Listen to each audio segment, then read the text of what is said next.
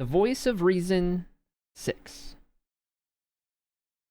The Witcher unlaced his shirt and peeled the wet linen from his neck. It was very warm in the cave, hot even. The air hung heavy and moist, the humidity condensing in droplets on the moss-covered boulders and basalt blocks of the walls. Plants were everywhere. They grew out of beds hewn into the bedrock and filled with peat in enormous chests, troughs, and flower pots. They climbed up rocks, up wooden trellises and stakes. Geralt examined them with interest, recognizing some rare specimens, those which made up the ingredients of a witcher's medicines and elixirs, magical filters, and a sorcerer's decoctions? I've never seen that word before. Decoctions, and others, even rarer, whose qualities he could only guess at. Some he didn't know at all, or hadn't even heard of. He saw stretches of star-leafed melilot, compact balls of puffheads pouring out of huge flower pots, shoots of arenaria strewn with berries as red as blood. He recognized the meaty, thickly veined leaves of fastaim? I'm gonna go with fastaim. The crimson golden ovals of measure-me-nots, and the dark arrows of sawcuts. He noticed pinnated pond-blood moss huddled against stone blocks, the glistening tubers of raven's eye, and the tiger-striped petals of the mousetail orchid. In the shady part of the grotto bulged caps of the suent mushroom, gray as stones in a field. Not far from them grew reach-cluster, an antidote to every known toxin and venom. The modest yellow-gray brushes peering from chests deeply sunken into the ground revealed scarix, a root with powerful and universal medicinal qualities. The center of the cave was taken up by aqueous plants. Geralt saw vats full of hornwort and turtle duckweed and tanks covered in a compact skin of liverwort, fodder for the parasitic giant oyster. Glass reservoirs full of gnarled rhizomes and the hallucinogenic bidip, slender, dark green cryptocorynes and clusters of nematodes. Muddy, silted troughs were breeding grounds for innumerable phycomcetes, algae, molds, and swamp lichen. Neneki, rolling up the sleeves of her priestess's robe, took a pair of scissors and a little bone rake from her basket and got to work. Geralt sat on a bench between shafts of light falling through huge crystal blocks in the cave's vault. The priestess muttered and hummed under her breath, deftly plunging her hands into the thicket of leaves and shoots, snipping with her scissors and filling the basket with bunches of weeds. She adjusted the stakes and frames supporting the plants and, now and again, turned the soil with her small rake.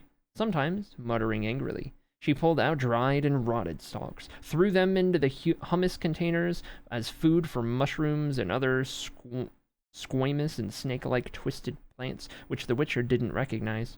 He wasn't even sure they were plants at all. It seemed to him the glistening rhizomes moved a little, stretching their hair-like offshoots towards the priestess's hands. It was warm. Very warm. Geralt? Yes? He fought off an overwhelming sleepiness. Neneki, playing with her scissors, was looking at him from behind the huge pinnated leaves of sand-speary flybush. Don't leave yet. Stay. A few more days. No, Neneki. It's time for me to be on my way. Why the hurry?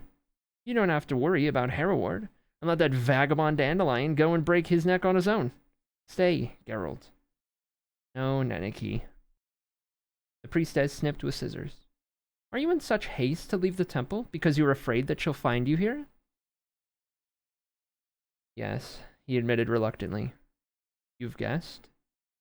It wasn't exactly difficult, she muttered. But don't worry, Yennefer's already been here. 2 months ago. She won't be back in a hurry. Because we quarreled. No, not because of you. She didn't ask about you. She didn't ask? That's where it hurts, the priestess laughed. You're egocentric, like all men. There's nothing worse than a lack of interest, is there? Than indifference? No, but don't lose heart. I know Yennefer only too well. She didn't ask anything, but she did look around attentively, looking for signs of you. And she's mighty furious at you. That I did feel. What did you quarrel about? Nothing that would interest you. I know anyway. I don't think so, said Neneki calmly, adjusting the stakes. You know her very superficially, as, incidentally, she knows you. It's quite typical of the relationship which binds you, or did bind you. Both parties aren't capable of anything other than a strongly emotional evaluation of the consequences while ignoring the causes. She came looking for a cure, he remarked coldly. That's what you quarreled about. Admit it. I won't admit anything. The Witcher got up and stood in full light under one of the crystal sheets in the grotto's vault.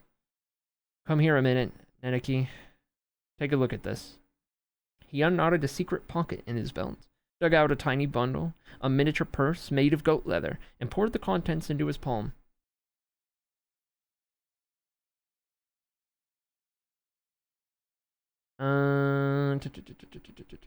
Okay, I was trying to figure out who's talking next. 2 diamonds, a ruby, 3 pretty nephrites, and an interesting agate. Neneki was knowledgeable about everything. How much did they cost you? 2,500 Temeria orens. Payment for the Wisem Striga. For a torn neck, grimaced the priestess. Oh, well, it's a question of price. But you did well to turn the cash into these trinkets. The Orin is weak, and the cost of stones in Wisem isn't high. It's too near to the dwarves' mines in Mayacom. If you sell those in Novigrad, you'll get at least 500 Novigrad crowns, and the crown, at present, stands at 6.5 orens and is going up. I'd like you to take them. For safekeeping? No. Keep the nephrites for the temple as, shall we say, my offering to the goddess Melitele. And the remaining stones are for her, for Yennefer. Give them to her when she comes to visit you again, which will no doubt be soon. Neneki looked at him straight in the eyes. I wouldn't do this if I were you. You'll make her even more furious, if that's possible. Believe me. Leave everything as it is, because you're no longer in a position to mend anything or make anything better. Running away from her, you behaved, well, let's say, in a manner not particularly worthy of a mature man. By trying to wipe away your guilt with precious stones, you'll behave like a very, very over-mature man. I really don't know what sort of man I can stand less. She was too possessive, he muttered, turning away his face. I couldn't stand it. She treated me like... Stop it, she said sharply. Don't cry on my shoulder. I'm not your mother, and I won't be your confidant either. I don't give a shit how she treated you, and I care even less how you treated her. And I don't intend to be a go-between or give these stupid jewels to her. If you want to be a fool, do it without using me as an intermediary. You misunderstand. I'm not thinking of appeasing or bribing her, but I do owe her something, and the treatment she wants to undergo is apparently very costly. I want to help her, that's all. You're more of an idiot than I thought. Neneki picked up the basket from the ground. A costly treatment? Help? Geralt, these jewels of yours are, to her, knickknacks not worth spitting on. Do you know how much Yennefer can earn for getting rid of an unwanted pregnancy for a great lady? I do happen to know. And that she earns even more for curing infertility. It's a shame she can't help herself in that respect. That's why she's seeking help from others. Like you. No one can help her. It's impossible. She's a sorceress. Like most female magicians, her ovaries are atrophied, and it's irreversible. She'll never be able to have children. Not all sorcerers are handicapped in this respect. I know something about that. And you do too? Neneki closed her eyes. Yes, I do. Something can't be a rule if there are exceptions to it. Please don't give me any banal untruths about exceptions proving the rule. Tell me something about exceptions as such. Only one thing, she said coldly, can be said about exceptions. They exist. Nothing more. But Yennefer Well, unfortunately, she isn't an exception. At least not as regards the handicap we're talking about. In other respects, it's hard to find a greater exception than her. Sorcerers, Geralt wasn't put off by Nineki's coldness or her illusion, have raised the dead. I know of proven cases, and it seems to me that raising the dead is harder than reversing the atrophy of any organs.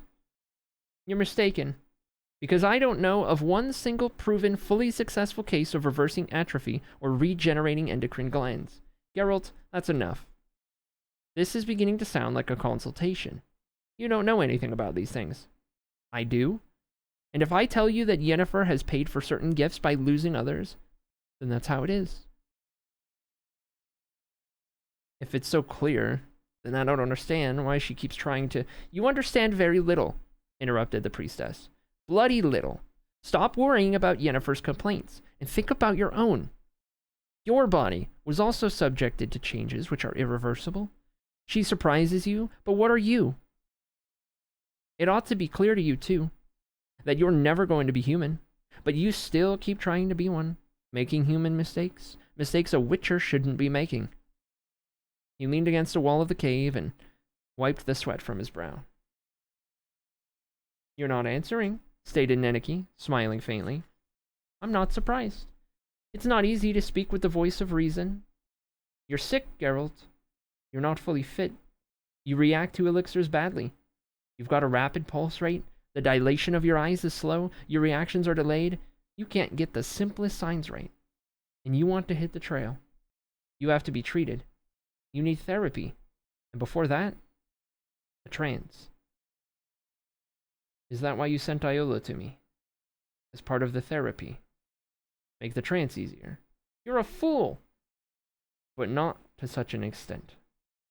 Neneki turned away and slipped her hands among the meaty stalks of creepers which the Witcher didn't recognize. Well, have it your way, she said easily. Yes, I sent her to you, as part of the therapy, and let me tell you, it worked. Your reactions were much better the following day. You were calmer, and Iola needed some therapy too. Don't be angry. I'm not angry because of the therapy, or because of Iola. But at the voice of reason you're hearing? He didn't answer. A trance is necessary, repeated Neneki, glancing around at her cave garden. Iola's ready. She's made both physical and psychic contact with you. If you want to leave, let's do it tonight. No, I don't want to. Look, Neneki, Iola might start to prophesy during the trance. To predict.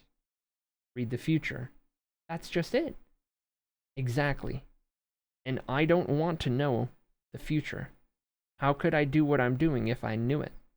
Besides, I know it anyway. Are you sure? He didn't answer.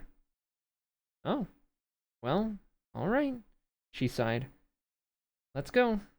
Oh, and Geralt, I don't mean to pry, but tell me, how did you meet? You and Yennefer? How did it all start? The Witcher smiled. It started with me and Dandelion, not having anything for breakfast and deciding to catch some fish. Am I to understand that instead of fish you caught Yennefer? I'll tell you what happened, but maybe after supper. I'm hungry. Let's go then. I've got everything I need. The Witcher made a move towards the exit and once more looked around the cave hothouse. Neneki? Uh-huh. Half the plants you've got here don't grow anywhere else anymore, am I right? Yes, more than half. How come? If I said it was through the goddess Melitele's grace, I dare say that wouldn't be enough for you, would it? I dare say it wouldn't. That's what I thought, Neneki smiled. You see, Geralt, the bright sun of ours is still shining, but not quite the way it used to. Read the great books if you like, but if you don't want to waste time on it, maybe you'll be happy with the explanation that the crystal roof acts like a filter. It eliminates the lethal rays which are increasingly found in sunlight. That's why plants which you can't see growing wild anymore in the world grow here. I understand, nodded the Witcher. And us, Neneki? What about us? The sun shines on us too. Shouldn't we shelter under a roof like that? In principle, yes, sighed the priestess. But what? It's too late. Rhizomes and humus. Thank you. Leave it to Peach. Incredible. Sip real quick.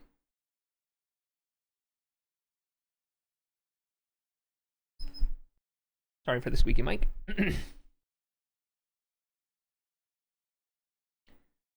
The Last Wish. Part 1. The catfish stuck its barbelled head above the surface, tugged with force, splashed, stirred the water, and flashed its white belly. Careful, Dandelion, shouted the Witcher, digging his heels into the wet sand. Hold him, damn it. I am holding him, groaned the poet. Heavens, what a monster. It's a leviathan, not a fish. That'd be some good eating on that. Dear gods, loosen it. Loosen it or the line will snap. The catfish clung to the bed and threw itself against the current towards the bend in the river. The line hissed as Dandelion's and Geralt's gloves smoldered. Pull, Geralt, pull! Don't loosen it, or it'll get tangled up in the roots. The line will snap. No, it won't. Pull! They hunched up and pulled. The line cut the water with a hiss, vibrated, and scattered droplets which glistened like mercury in the rising sun. The catfish suddenly surfaced, set the water seething just below the surface, and the tension of the line eased. They quickly started to gather up the slack. We'll smoke it, panted Dandelion. We'll take it up to the village and get it smoked, and we'll use the head for soup. Careful! Feeling the shallows under its belly, the catfish threw half its 12-foot-long body out of the water, tossed its head, whacked its flat tail, and took a sharp dive into the depths. Their gloves smoldered anew. Pull! Pull! To the bank, the son of a bitch! The line is creaking. Loosen it, Dandelion. It'll hold, don't worry. We'll cook the head for soup. The catfish, dragged near to the bank again, surged and strained furiously against them as if to let them know he wasn't that easy to get into the pot. The spray flew 6 feet into the air. We'll sell the skin. Dandelion, red with effort, pulled the line with both hands. And the barbels! We'll use the barbels to make... Nobody ever found out what the poet was going to make from the catfish's barbels. The line snapped with a crack, and both fishermen, losing their balance, fell onto the wet sand. Bloody hell! Dandelion yelled so loud that the echo resounded through the osiers. So much grub escaped! I hope you die, you son of a catfish! I told you, Geralt shook his wet trousers. I told you not to use force when you pull. You screwed up, my friend. You make as good a fisherman as a goat's arse makes a trumpet. That's not true, the troubadour was outraged. It's my doing that the monster took the bait in the first place. Oh, really? You didn't lift a finger to help me set the line. You played the lute and hollered so the whole neighborhood could hear you. Nothing more. You're wrong, Dandelion bared his teeth. When you fell asleep, you see, I took the grubs off the hook and attached a dead crow, which I'd found in the bushes. I wanted to see your face in the morning when you pulled the crow out and the catfish took the crow. Your grubs would have caught shit all. They would have. They would have. The Witcher spat into the water, winding the line onto a little wooden rake. But it snapped because you tugged like an idiot. Wind up the rest of the lines instead of gabbling. The sun's already up. It's time to go. Gotta pack up. Geralt! What? There's something on the other line, too. Oh, damn it. It only got caught. Hell, it's holding like a stone. I can't do it. Ah, that's it. Oh, look what I'm bringing in. It must be the wreck of a barge from King Desmond's time. What great stuff. Look, Geralt. Dandelion was clearly exaggerating. The clump of rotted ropes, net, and algae pulled out of the water was impressive, but it was far from being the size of a barge dating from the early days of the legendary king. The bard scattered the jumble over the bank and began to dig around in it with the tip of his shoe. The algae was alive with leeches, scuds, and little crabs. Ha! Look what I've found! Geralt approached, curious. The find was a chipped stoneware jar, something like a two-handed amphora, tangled up in netting, black, with rotten algae, colonies of caddis larvae and snails dripping with stinking slime. Ha! Dandelion exclaimed again, proudly, Do you know what this is? It's an old pot. You're wrong, declared the troubadour, scraping away shells and hardened shiny clay. This is a charmed jar. There's a djinn inside who will fulfill my 3 wishes. The Witcher snorted. You can laugh. Dandelion finished his scraping, bent over and raised the amphora. But there's a seal on the spigot and a wizard's mark on the seal. What mark? Let's see. Oh, sure. The poet hid the jar behind his back. And what more do you want? I'm the one who found it, and I need all the wishes. Don't touch the seal. Leave it alone. Let go, I tell you. It's mine. Dandelion, be careful. Sure. Don't touch it. Oh, bloody hell. The jar fell into the sand during their scuffle, and luminous red smoke burst forth. The Witcher jumped back and rushed towards the camp for his sword. Dandelion, folding his arms across his chest, didn't move. The smoke pulsated and collected in an irregular sphere level with Dandelion's eyes. The sphere formed a 6-foot wide, distorted head with no nose, enormous eyes, and a sort of beak. Djinn, said Dandelion, stamping his foot, I freed thee, and as of this day, I am thy lord. My wishes... The head snapped its beak, which wasn't really a beak, but something in the shape of drooping, deformed, and ever-changing lips. Run! Yelled the Witcher. Run, Dandelion! My wishes, continued the poet, are as follows. Firstly, may Valdo Marx, the troubadour of Cedarus, die of apoplexy as soon as possible. Secondly, there's a count's daughter in Calf called Virginia, who refuses all advances. May she succumb to mine. Thirdly, no one ever found out Dandelion's third wish. 2 monstrous paws emerged from the horrible head and grabbed the bard by the throat. Dandelion screeched. Geralt reached to the head in 3 leaps, swiped his silver sword, and slashed it through the middle.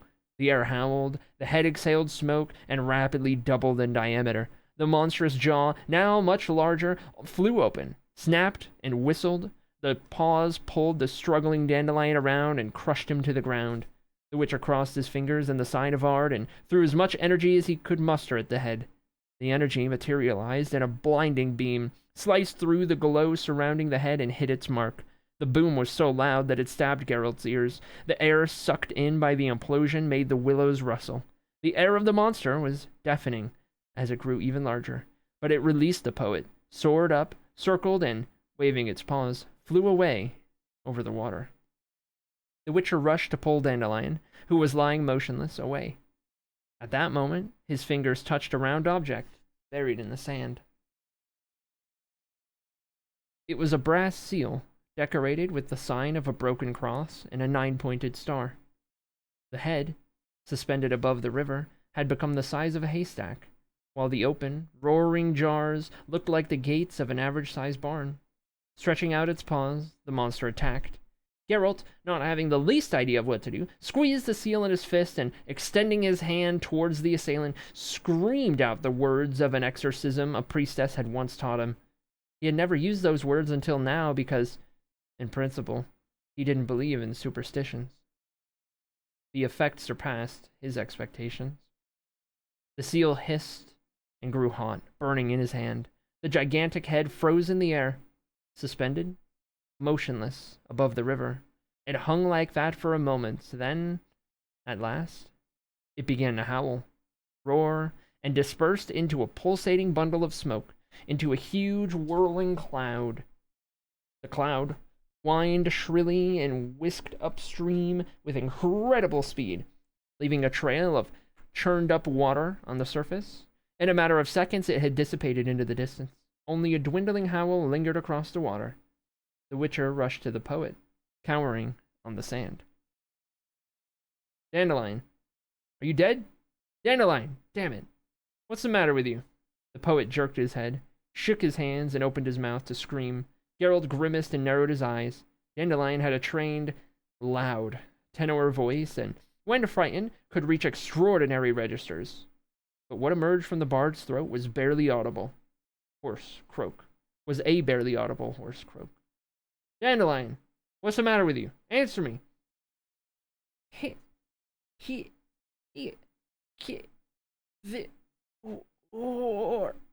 Are you in pain?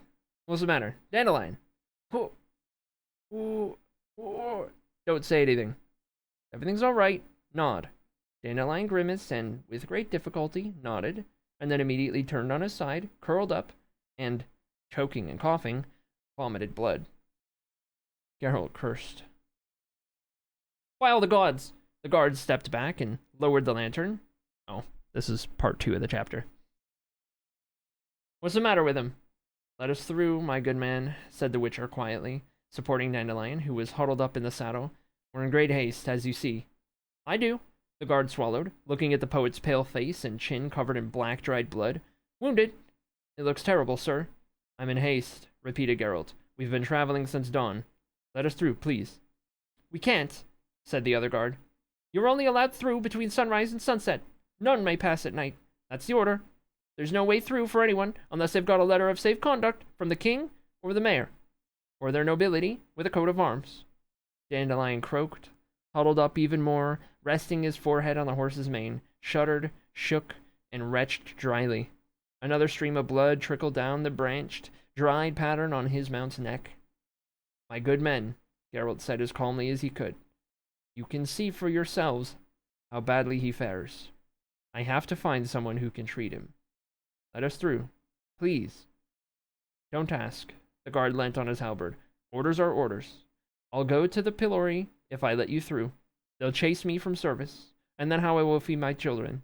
How will I feed my children? No, sir, I can't. Take your friend down from the horse and put him in the room in the barbican. We'll dress him, and he'll last out until dawn, if that's his fate. It's not long now. A dressing's not enough. The Witcher ground his teeth. We need a healer. A priest. A gifted doctor. You wouldn't be waking anyone up like that at night anyway, said the second guard. The most we could do is see that you don't have to camp out under the gate until dawn. It's warm in there, and there's some place to put your friend. He'll fare better in there than in the saddle. Come on, let us help you lower him from the horse. It was warm, stuffy, and cozy in the room within the barbican. A fire crackled merrily in the hearth, and behind it, a cricket chirped fiercely. 3 men sat at a heavy squared table laid with jugs and plates. Forgive us for disturbing you, squires, said the guard, holding Dandelion up. I trust you won't mind. This one here is a knight. And the other one is wounded. So I thought... You thought, well? One of the men turned his slender, sharp, expressive face towards them and got up. Here, lay him down on the pallet. The man was an elf, like the other ones sitting at the table. Both, judging by their clothes, which were a typical mixture of human and elven fashion, were elves who had settled and integrated. The third man, who looked the eldest, was human, a knight, judging by the way he was dressed, and by his salt and pepper hair cut to fit beneath a helmet. I'm Círdan, said the taller of the elves with an expressive face, introduced himself. As was usual with representatives of the old people, it was difficult to guess his age. He could have been 20 or 120. This is my cousin Erdal, and this nobleman is the knight Vladimir. A nobleman, muttered Geralt, but a closer look at the coat of arms embroidered in his tunic shattered his hopes. A shield, divided per cross, and bearing golden lilies, was cut diagonally by a silver bar. Vladimir was not only illegitimate, but came from a mixed human-non-human union. As a result, although he was entitled to use a coat of arms, he couldn't consider himself a true nobleman, and the privilege of crossing the city gate after dusk most certainly wasn't extended to him. Unfortunately, the Witcher's scrutiny did not escape the elf's attention. We, too, have to remain here until dawn. The law knows no exceptions, at least not for the likes of us. We invite you to join our company. Sir Knight. Geralt of Rivia, the Witcher introduced himself. A Witcher, not a knight. What's the matter with him? Círdan indicated Dandelion, whom the guards had laid on a pallet in the meantime. It looks like poisoning. If it's poisoning, then I can help. I've got some good medicine with me. Geralt sat down, then quickly gave a guarded account of the events at the river. The elves looked at each other, and the knight spat through his teeth and frowned. Extraordinary, Círdan remarked. What could it have been? A gin in a bottle, muttered Vladimir, like a fairy tale. Not quite, Geralt indicated Dandelion, curled up on the pallet. I know not of any fairy tale that ends like this. That poor fellow's injuries, said Círdan, are evidently of a magical nature. I fear that my medicine will not be of much use. But can I at least lessen his suffering? But I can at least lessen his suffering. Have you already given him a remedy, Geralt? A pain-killing elixir? Come and help me. You can hold his head up. Dandelion greedily drank the medicine, diluted with wine, choked on his last sip, wheezed, and covered the leather pillow with spittle. I know him, Errol said. He's Dandelion, the troubadour and poet. I saw him singing at the court of King Ethane in Cidaris once. A troubadour, repeated Círdan, looking at Geralt. That's bad. Very bad. The muscles of his neck and throat are attacked. Changes in his vocal cords are starting to take place. The spell's action has to be halted as soon as possible, otherwise this might be irreversible. That means... Does that mean he won't be able to talk? Talk? Yes. Maybe. Not sing. Geralt sat down at the table without saying a word, rested his forehead on his clenched fists. A wizard, said Vladimir. A magical remedy or a curative spell is needed. You have to take him to some other town, Witcher. What? Geralt raised his head. And here? In Rinde? Isn't there a wizard here? Rinde? Rind? R-I-N-D-E? I'm gonna go with Rinde. I'm not sure. Magicians are hard to come by in the whole of Redania, said the knight. Isn't that true? Ever since King Heribert placed an exorbitant tax on spells? Magicians have boycotted the capital, and these towns which are rigorous in executing the king's edicts. And the councillors of Rinde are famous for their zeal in this respect. Círdan. Errol. Am I right? You are, confirmed Errol. But... Círdan. May I? You have to, said Círdan, looking at the Witcher. There's no point in making a secret of it. Everyone knows, anyway. There's a sorceress staying in the town right now, Geralt. Incognito, no doubt. Not very, smiled the elf. The sorceress in question is something of an individualist. She's ignoring both the boycott imposed on Rinde by the Council of Wizards and the disposition of the local councillors, and is doing a rather splendidly out of it. The boycott means there's a tremendous demand for magical services here, and, of course, the sorceress isn't paying any levies. And the town council puts up with it. The sorceress is staying with a merchant, a trade broker from Novigrad, who is also the honorary ambassador. Nobody can touch her there. She has asylum. It's more like house arrest than asylum, corrected Erdo. She's just about imprisoned there, but she has no shortage of clients, rich clients. She ostensibly makes light of the councillors, holds balls and extravagant parties. While the councillors are furious, turn whoever they can against her, and tarnish her reputation as best they can, Círdan cut in. They spread foul rumors about her and hope, no doubt, that his Novigrad hierarchy will forbid the merchant to grant her asylum. I don't like meddling in things like that, muttered Geralt. But I've got no choice. What's the merchant ambassador's name? Bo Berent. The Witcher thought that Círdan grimaced as he pronounced the name. Oh well. It really is your only hope. Or rather, the only hope that poor fellow moaning on the bed. But whether the sorceress will want to help you, I don't know. Be careful when you go there, said Erdo. The mayor's spies are watching the house. You know what to do if they stop you. Money opens all doors. I'll go as soon as they open the gates. What's the sorceress called? Geralt thought he detected a slight flush on Círdan's expressive face. But it could have been the glow from the fire of the hearth. Yennefer? Of Vergeberg?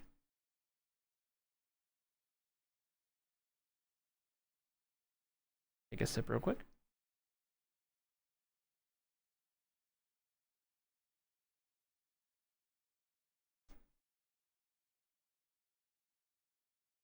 Part 3.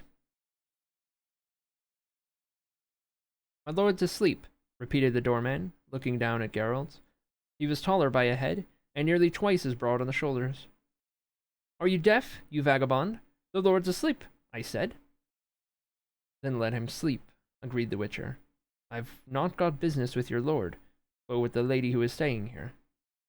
Business, you say? The doorman, as it turned out, was surprisingly witty for someone of such nature and appearance. Then go, you loiterer, to the whorehouse to satisfy your need. Scram! Geralt unfastened the purse on his belt and, holding it by the straps, weighed it in his palm. You won't bribe me, the Cerberus said proudly. I don't intend to. The porter was too huge to have the reflexes which would let him dodge or shield himself from a quick blow given by an ordinary man. He didn't even have time to blink before the Witcher's blow landed. The heavy purse struck him in the temple with a metallic crash. He collapsed against the door, grabbing the frame with both hands. Geralt tore him away from it with a kick in the knee, shoved him with his shoulder, and fetched him another blow with the purse. The doorman's eyes grew hazy and diverged in a comical squint, and his legs folded under him like two penknives.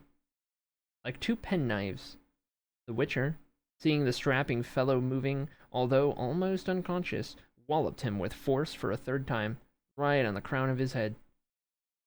Money, he muttered, opens all doors. It was dark in the vestibule. A loud snoring came from the door on the left. The Witcher peeped in carefully.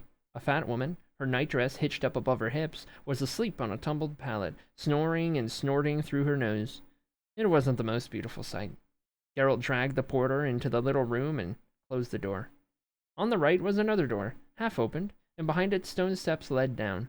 The Witcher was about to pass them when an indistinct curse, a clatter, and the dry crash of vessel cracking reached him from below. The room was a big kitchen, full of utensils, smelling of herbs and resinous wood. On the stone floor, among fragments of a clay jug, knelt a completely naked man, with his head hanging low. Apple juice, bloody hell, he mumbled, shaking his head like a sheep which had rammed a wall by mistake. Apple juice. Where are the servants? I beg your pardon, the Witcher asked politely. The man raised his head and swallowed. His eyes were vague, very bloodshot. She wants juice from apples, he stated, then got up with evident difficulty, sat down on a chest covered with a sheepskin coat, and leant against the stove. I have to take it upstairs because... Do I have the pleasure of speaking to the merchant Beaubarent? Quieter. The man grimaced painfully. Don't yell. Listen. In that barrel there, juice. Apple. Pour it into something and help me get upstairs, all right? Geralt shrugged, then nodded sympathetically. He generally avoided overdoing the alcohol, but the state in which the merchant found himself was not entirely unknown to him. He found a jug and a tin mug among the crockery and drew some juice from the barrel. He heard snoring and turned. Beaubarent was fast asleep, his head hanging on his chest. For a moment, the Witcher considered pouring juice over him to wake him up. But he changed his mind. He left the kitchen, carrying the jug. The corridor ended in a heavy inlaid door. He entered carefully, opening it just enough to slip inside. It was dark, so he dilated his pupils and wrinkled his nose. A heavy smell of sour wine, candles, and overripe fruit hung in the air. And something else that brought to mind a mixture of the scents of lilac and gooseberries. He looked around.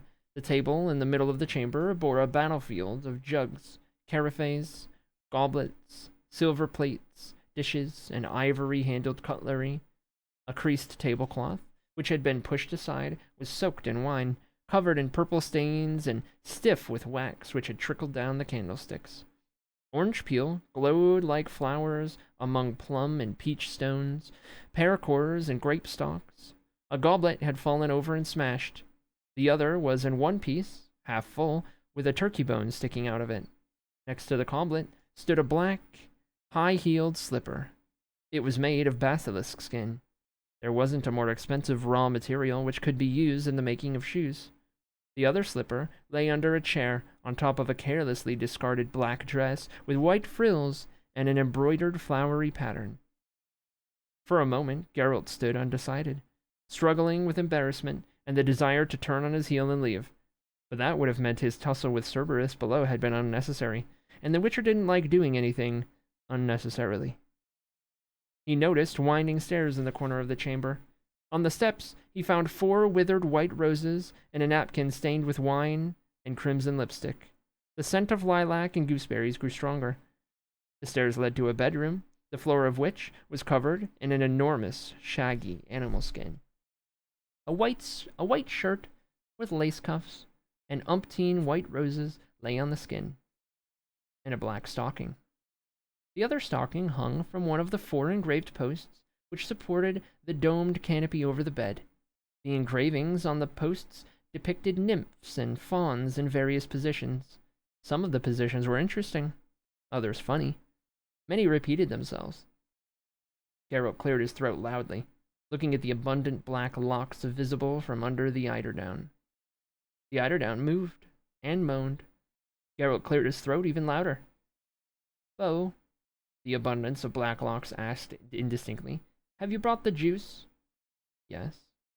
A pale, triangular face, violet eyes, and narrow, slightly contorted lips appeared beneath the black tresses.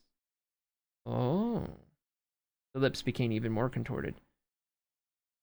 Oh, that was the wrong O. That wasn't an interesting O. That was like a struggling O. Sorry. Okay, let me go back. I was trying to go for an interesting O.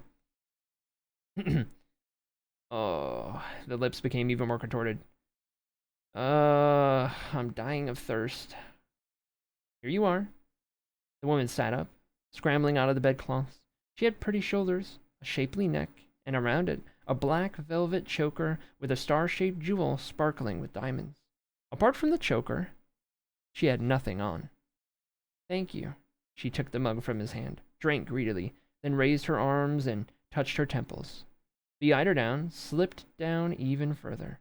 Geralt averted his eyes, politely, but unwillingly. "Who are you?" asked the black-haired woman, narrowing her eyes and covering herself with the eiderdown. "What are you doing here? And where, dammit, is Barent?" Which question shall I answer first? He immediately regretted his sarcasm. The woman raised her hand, and a golden streak shot out from her fingers. Geralt reacted instinctively, crossing both hands on the side of heliotrope, and caught the spell just in front of his face. But the discharge was so strong that it threw him back against a wall. He sank to the floor. "No need!" he shouted, seeing the woman raise her hand again. "Lady Yennefer, I come in peace, with no evil intentions." A stamping came from the stairs, and servants loomed in the bedroom doorway. "Lady Yennefer!" "Leave," the sorceress ordered calmly. "I don't need you. You're paid to keep an eye on the house. But since this individual has, nevertheless, managed to get in, I'll take care of him myself. Pass that on to Barent, and prepare a bath for me." The Witcher got up with difficulty. Yennefer observed him in silence, narrowing her eyes. "You parried my spell," she finally said. "You're not a sorcerer, that's obvious. But you reacted exceptionally fast. Tell me who you are, stranger who has come in peace, and I advise you to speak quickly." "I'm Geralt of Rivia, a Witcher." Yennefer leant out of bed, grasping a fawn engraved on the pole by a piece of anatomy well adapted to being grasped. Without taking her eyes off Geralt, she picked a coat with a fur collar up off the floor and wrapped herself in it tightly before getting up. She poured herself another mug of juice without hurrying, drank it in one go, coughed, and came closer. Geralt discreetly rubbed his lower back, which moments ago had collided painfully with the wall. "Geralt of Rivia," repeated the sorceress, looking at him from behind black lashes. "How did you get in here? And for what reason? You didn't hurt Barent, I hope?" "No, I didn't. Lady Yennefer, I need your help." "A Witcher," she muttered, coming up even closer and wrapping the coat around her more tightly. "Not only is it the first one I've seen up close, but it's none other than the famous White Wolf. I've heard about you." "I can imagine." "I don't know what you can imagine," she yawned, then came closer. "May I?" She touched his cheek and looked him in the eyes. He clenched his jaw. "Do your pupils automatically adapt to light, or can you narrow and dilate them according to your will?" Yennefer, he said calmly, I rode non-stop all day from Merinda. I waited all night for the gates to open. I gave your doorman, who didn't want to let me in, a blow to the head. I disturbed your sleep in peace, discourteously and inopportunely, all because my friend needs help which only you can give him. Inopportunely is not the right word. Importunately. Importunately. There's a new word for you. Discourteously and importunately. All because my friend needs help, which only you can give him. Give it to him, please. And then, if you like, we can talk about mutations and aberrations. She took a step back and contorted her lips unpleasantly. What sort of help do you mean? The regeneration of organs injured through magic. The throat, larynx, and vocal cords. An injury caused by a scarlet mist, or something very much like it. Very much like it, she repeated. To put it in a nutshell, it wasn't a scarlet mist which has injured your friend. So what was it? Speak out. Being torn from my sleep at dawn, I have neither the strength nor the desire to probe your brain. It's best I start from the beginning. Oh no, she interrupted him. If it's all that complicated, then wait. An aftertaste in my mouth, disheveled hair, sticky eyes, and other morning inconveniences strongly affect my perceptive faculties. Go downstairs, to the bath chamber, in the cellar. I'll be there in a minute, and then you'll tell me everything. Yennefer, I don't want to be persistent, but time is pressing. My friend, Geralt, she interrupted sharply. I climbed out of bed for you, and I didn't intend to do that before the chime of midday. I'm prepared to do without breakfast. Do you know why? Because you brought me the apple juice. You were in a hurry. Your head was troubled with your friend's suffering. You forced your way in here, and yet you thought of a thirsty woman. You won me over, so my help is not out of the question, but I won't do anything without hot water and soap. Go, please. Very well. Geralt. Yes. He stopped on the threshold. Make use of the opportunity to have a bath yourself. I can not only guess the age and breed of your horse, but also its color, by the smell. Sip.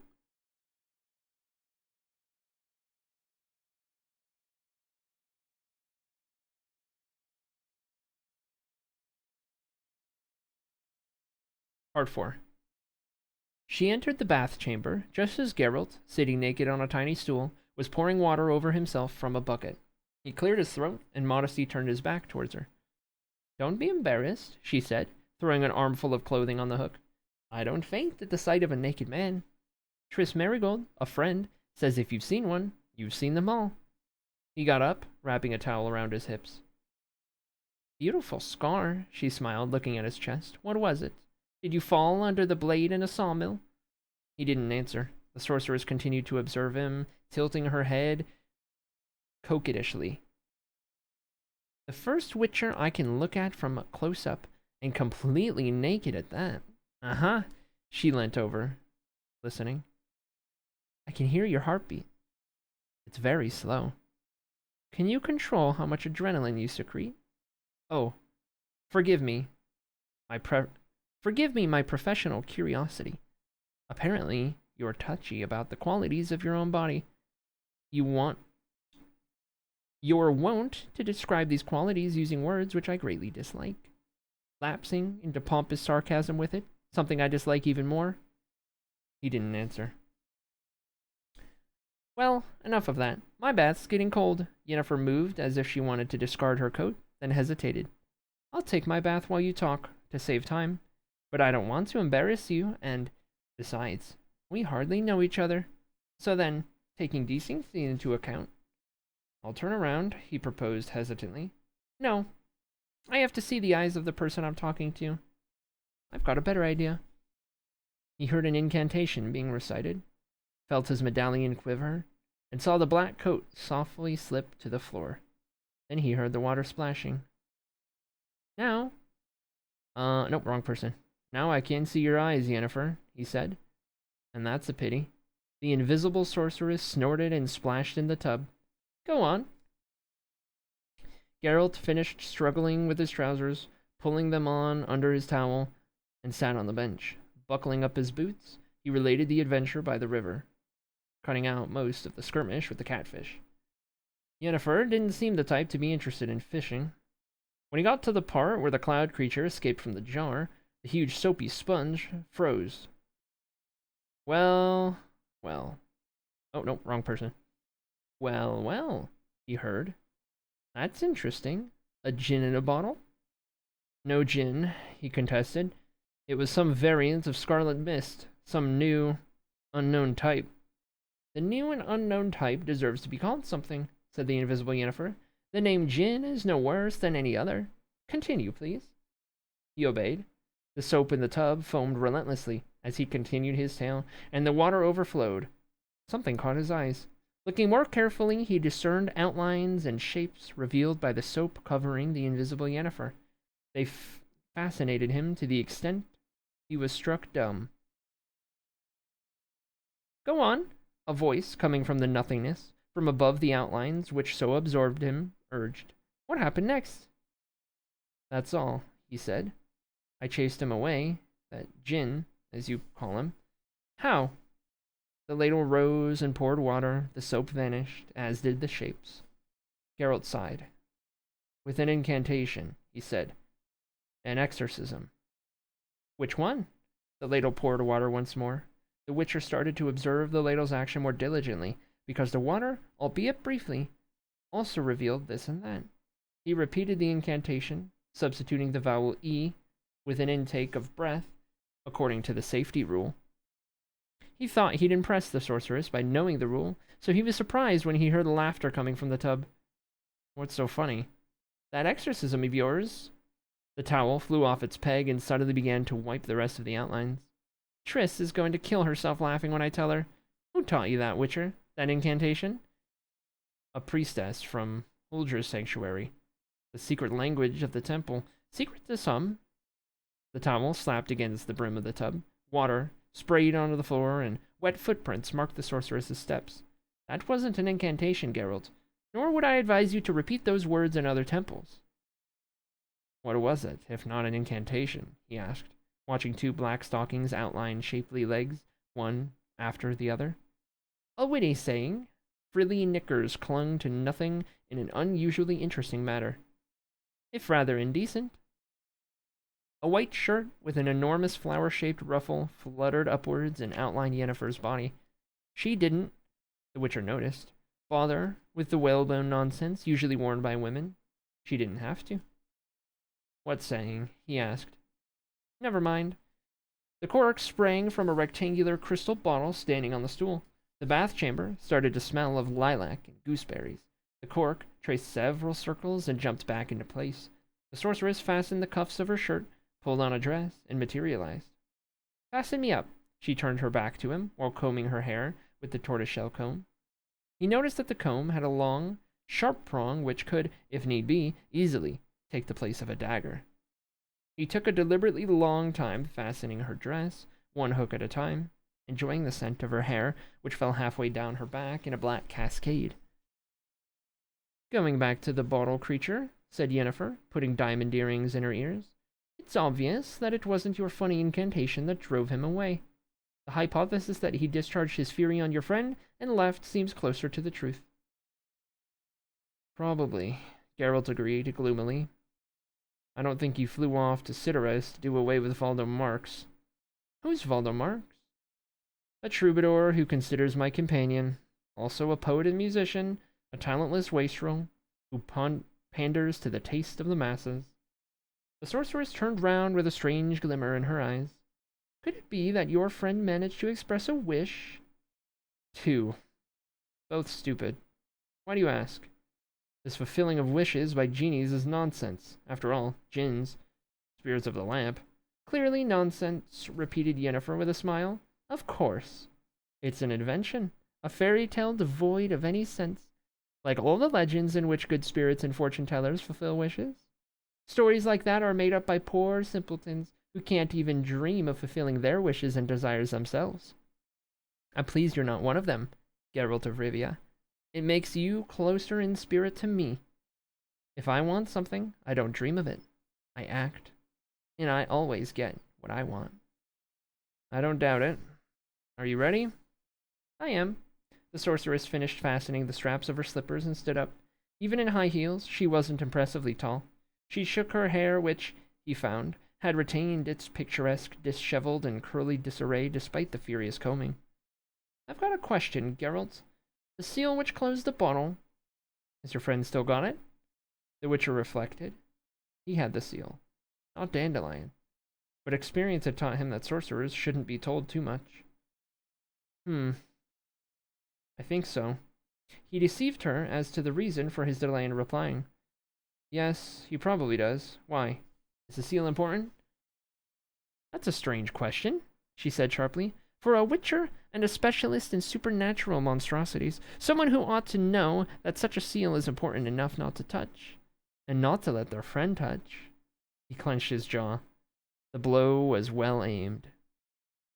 Oh well, Yennefer changed her tone to a much gentler one. No one's infallible, and no witcher's infallible, as we see. Everyone can make a mistake. Well, we can get it on our way. Where's your comrade? Here, in Rinda, at Eredol's, the elves. She looked at him carefully. At Eredol's, she repeated, contorting her lips in a smile. I know where that is. And I gather his cousin Círdan is there too? That's right. But what? Nothing, she interrupted, raising her arms and closed her eyes.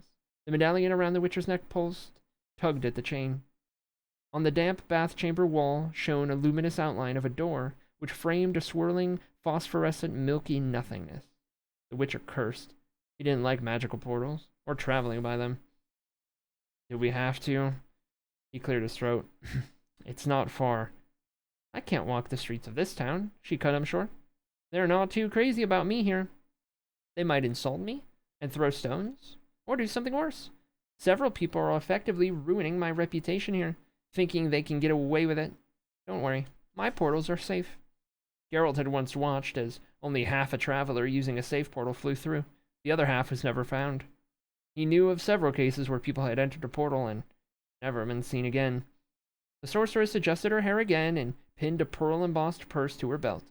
The purse looked too small to hold anything other than a handful of coppers and a lipstick, but Geralt knew it was no ordinary purse. Hold me tighter. I'm not made of china. On our way.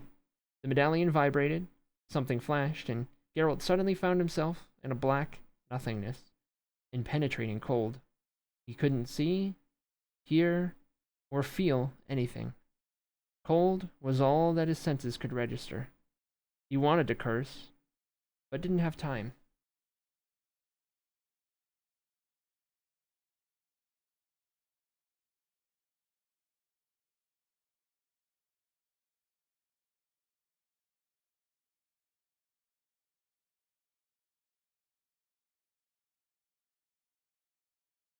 Part 5.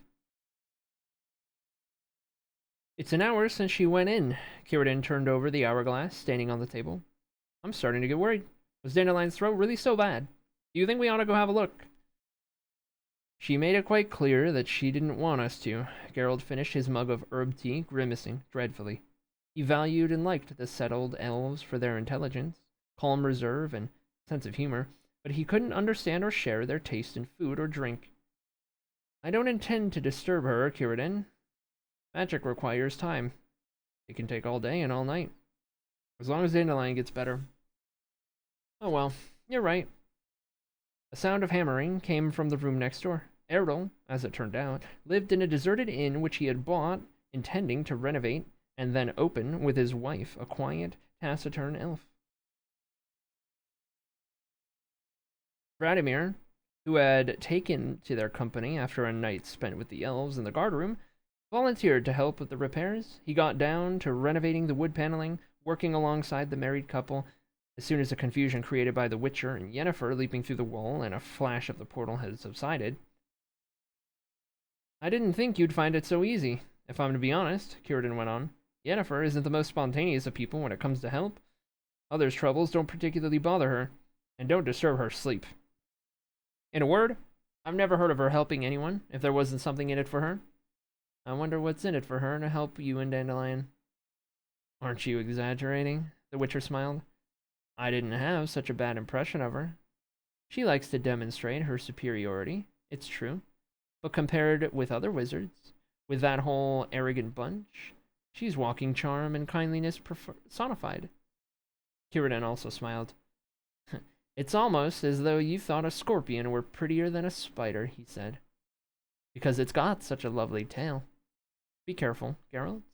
You're not the first to have judged her like that, without knowing she's turned her charm and beauty into weapons. Weapons she uses skillfully, and without scruple. Which, of course, doesn't change the fact that she's fascinating and good. She's a fascinating and good-looking woman. You wouldn't disagree, would you? Geralt glanced keenly at the elf. For a second time, he thought he saw traces of a blush on his face. It surprised him no less than Círdan's words. Pure-blooded elves were not wont to admire human women, even the very beautiful ones. And Yennefer, although attractive in her own way, couldn't pass as a great beauty. Each to their own taste, but, in actual fact, not many would describe sorceresses as good-looking. Indeed, all of them came from social circles where the only fate for daughters would be marriage. Who would have thought of condemning their daughter to years of tedious studies and the tortures of somatic mutations, if she could be given away in marriage and advantageously allied? Who wished to have a sorceress in their family? Despite the respect enjoyed by magicians, a sorceress's family did not benefit her in the least, because by the time the girl had completed her education, nothing tied her to her family anymore. Only brotherhood counted, to the exclusion of all else. So only daughters with no chance of finding a husband became sorceresses. Unlike priestesses and druidesses, who only unwillingly took ugly or crippled girls, sorcerers took anyone who showed evidence of a predisposition. If the child passed in the first years of training, magic entered into the equation, straightening and evening out legs, repairing bones which had badly knitted, patching hair lips, removing scars, birthmarks, and pox scars.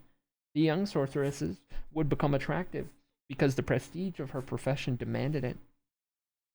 The result was pseudo-pretty women with the angry and cold eyes of ugly girls. Girls who couldn't forget their ugliness had been covered by the mask of magic only for the prestige of their profession. No, Geralt couldn't understand Círdan. His eyes, the eyes of a witcher, registered too many details. No, Círdan, he answered. I wouldn't disagree. Thank you for the warning. But this only concerns Dandelion. He suffered at my side, in my presence. I didn't manage to save him, and I couldn't help him. I'd sit on a scorpion with my bare backside if I knew it would help him. That's precisely what you've got to beware of most, the elf smiled, enigmatically, because Yennefer knows it, and she likes to make the most of such knowledge. Don't trust her, Geralt. She's dangerous. He didn't answer. Upstairs, the door squeaked. Yennefer stood at the stairs, leaning on the gallery balustrade. Witcher, could you come here? Of course. The sorceress leant her back against the door of one of the few rooms with furniture where they had put the suffering troubadour. The Witcher approached, watchful and silent. He saw her left shoulder, slightly higher than her right, her nose slightly too long, her lips a touch too narrow, her chin receding a little too much, her brows a little too irregular, her eyes. He saw too many details, quite unnecessarily. How's Dandelion? Do you doubt my capabilities? He continued watching. She had the figure of a 20-year-old. Although he preferred not to guess at her real age, she moved with natural, unaffected grace. No, there was no way of guessing what she had been like before. What had been improved? He stopped thinking about it. There wasn't any sense. Your talented friend will be well, she said. He'll recover his vocal talents. You have my gratitude, Yennefer. She smiled. You'll have an opportunity to prove it. Can I look in on him? She remained silent for a moment, watching him with a strange smile and drumming her fingers on the doorframe. Of course. Go in. The medallion on the Witcher's neck started to quiver, sharply and rhythmically. A glass sphere, the size of a small watermelon, aflame with a milky light, lay in the center of the floor. The sphere marked the heart of a precisely traced 9-pointed star whose arms reached the corners of the walls of the small chamber. A red pentagram was inscribed within the star. The tips of the pentagram were marked by black candles standing in weirdly shaped holders. Black candles had also been lit at the head of the bed, where Dandelion, covered with sheepskins, rested. The poet was breathing peacefully. He didn't wheeze or rasp any more, and the rictus of pain had disappeared from his face, to be replaced by an idiotic smile of happiness. "He's asleep," said Yennefer. "And dreaming?" Geralt examined the patterns traced on the floor. The magic hidden within them was palpable, but he knew it was a dormant magic.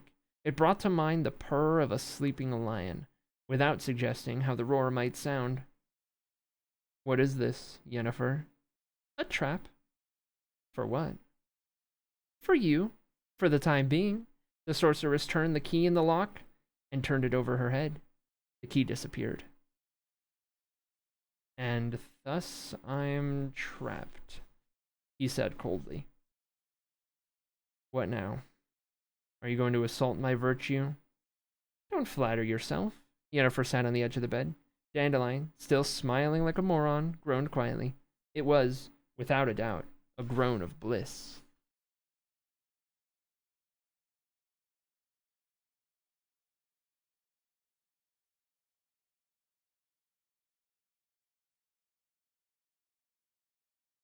"What's this all about, Yennefer? If it's a game, I don't know the rules." "I told you," she began, "that I always get what I want. As it happens, I desire something that Dandelion has. I'll get it from him, and we can part ways. Don't worry, he won't come to any harm." "The things you've set on the floor," he interrupted, "are used to summon demons. Someone always comes to harm where demons are summoned. I won't allow it." "Not a hair of his head will be harmed," continued the sorceress, without paying any attention to his words. "His voice will be even more beautiful, and he'll be very pleased, even happy. We'll all be happy, and we'll part with no ill feelings or resentment." "Oh, Virginia," moaned Dandelion, without opening his eyes. "Your breasts are so beautiful, more delicate than a swan's down." "Virginia," he lost his mind. "Has he lost his mind? Is he raving?" "He's dreaming," smiled Yennefer. "His dream wish is being satisfied in his sleep. I probed his mind to the very depths. There wasn't much there. A few obscenities, several dreams, and masses of poetry. But be that as it may, the seal which plugged the bottle with the gin, Geralt, I know he doesn't have it. You do. Please give it to me." "What do you want the seal for?" "How should I answer your question?" The sorceress smiled coquettishly. "Let's try this. It's none of your damn business, Witcher. Does that satisfy you?" "No." His smile was equally nasty. "It doesn't. But don't reproach yourself for it, Yennefer. I'm not easily satisfied. Only those who are above average have managed so far." "Pity. So you'll remain unsatisfied? It's your loss. The seal, please. Don't pull that face. It doesn't suit either your good looks or your complexion. In case you hadn't noticed, let me tell you that you are now beginning to repay the gratitude you owe me. The seal is the first installment for a price to be paid for the singer's voice." "I see you've divided the price into several installments," he said coldly. "Fine. I might have expected that. But let it be a fair trade, Yennefer. I bought your help, and I'll pay." She contorted her lips in a smile, but her violet eyes remained wide open and cold. "You shouldn't have any doubts as to that, Witcher." "Me?" he repeated. "Not Dandelion. I'm taking him to a safe place. When I've done that, I'll come back and pay your second installment. And all the others. Because as to the first," he reached into a secret pocket of his belt and pulled out the brass seal with the sign of a star and broken cross. "Here, take it. Not as an installment.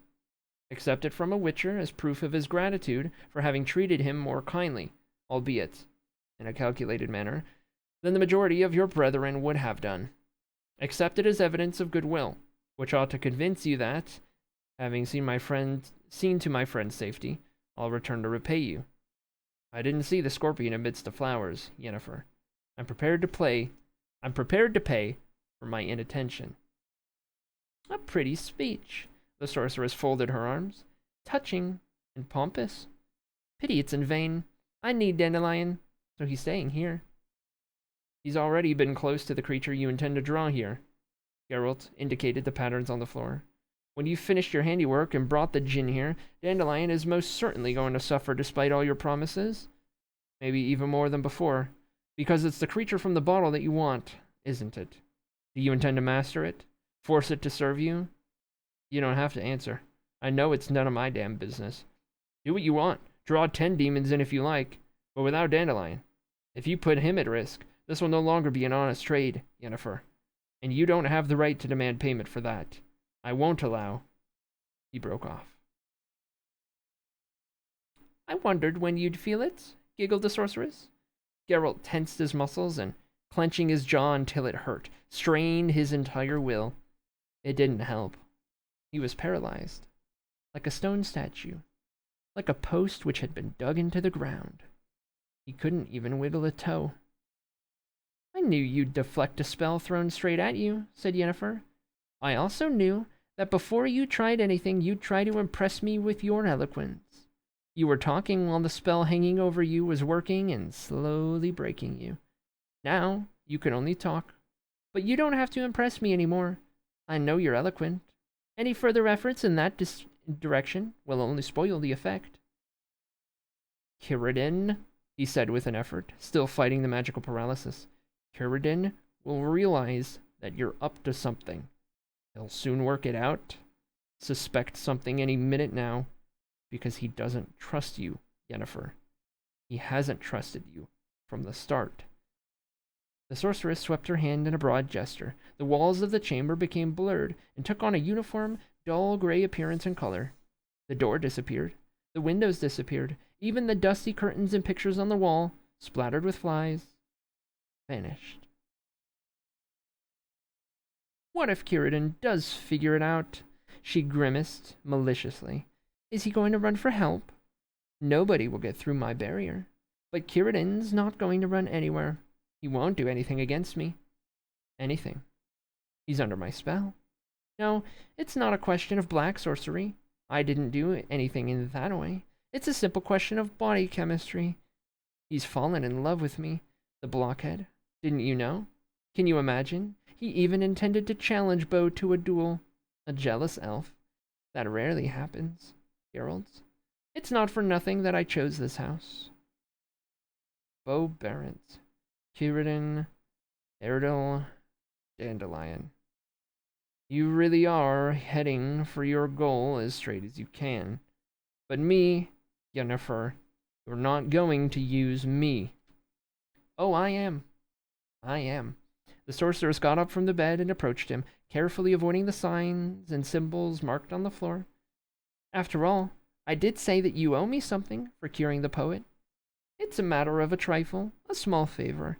After what I've done, what I intend to do here in a moment, I'm leaving Rinda, and I've still got unpaid accounts in this town. I've promised several people here something, and I always keep my promises. Since I won't have time to do it myself, you'll keep those promises for me. He wrestled with all his might. In vain. Don't struggle, my little witcher, she smiled spitefully. It's pointless. You've got a strong will and quite a bit of resistance to magic, but you can't contend with me and my spell. And don't act out a farce for me. Don't try to charm me with your hard and insolent masculinity.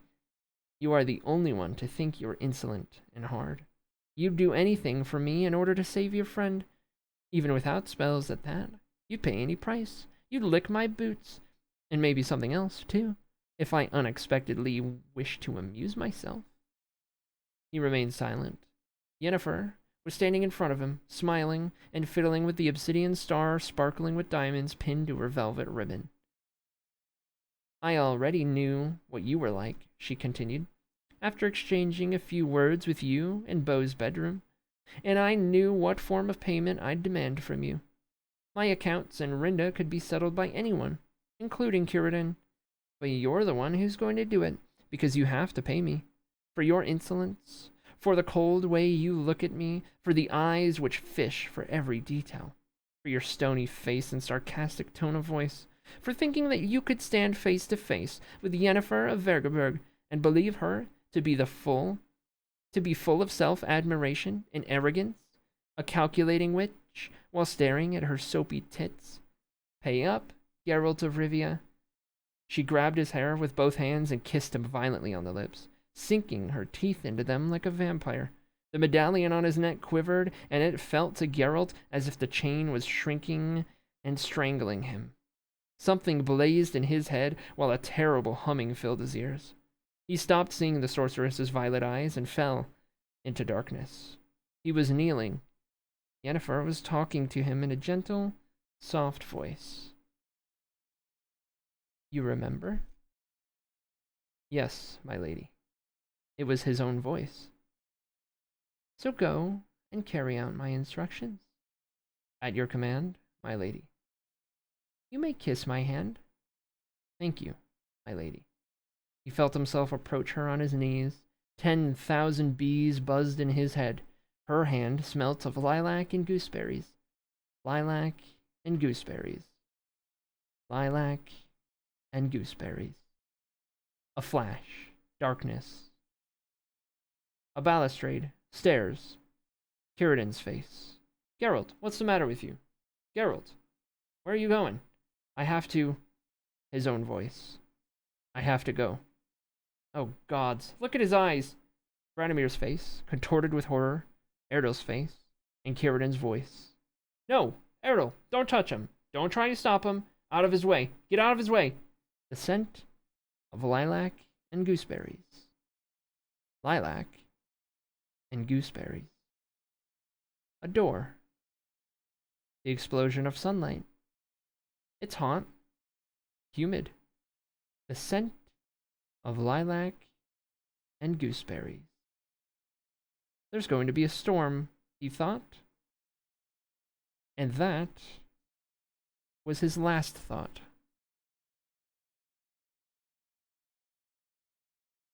Part 6.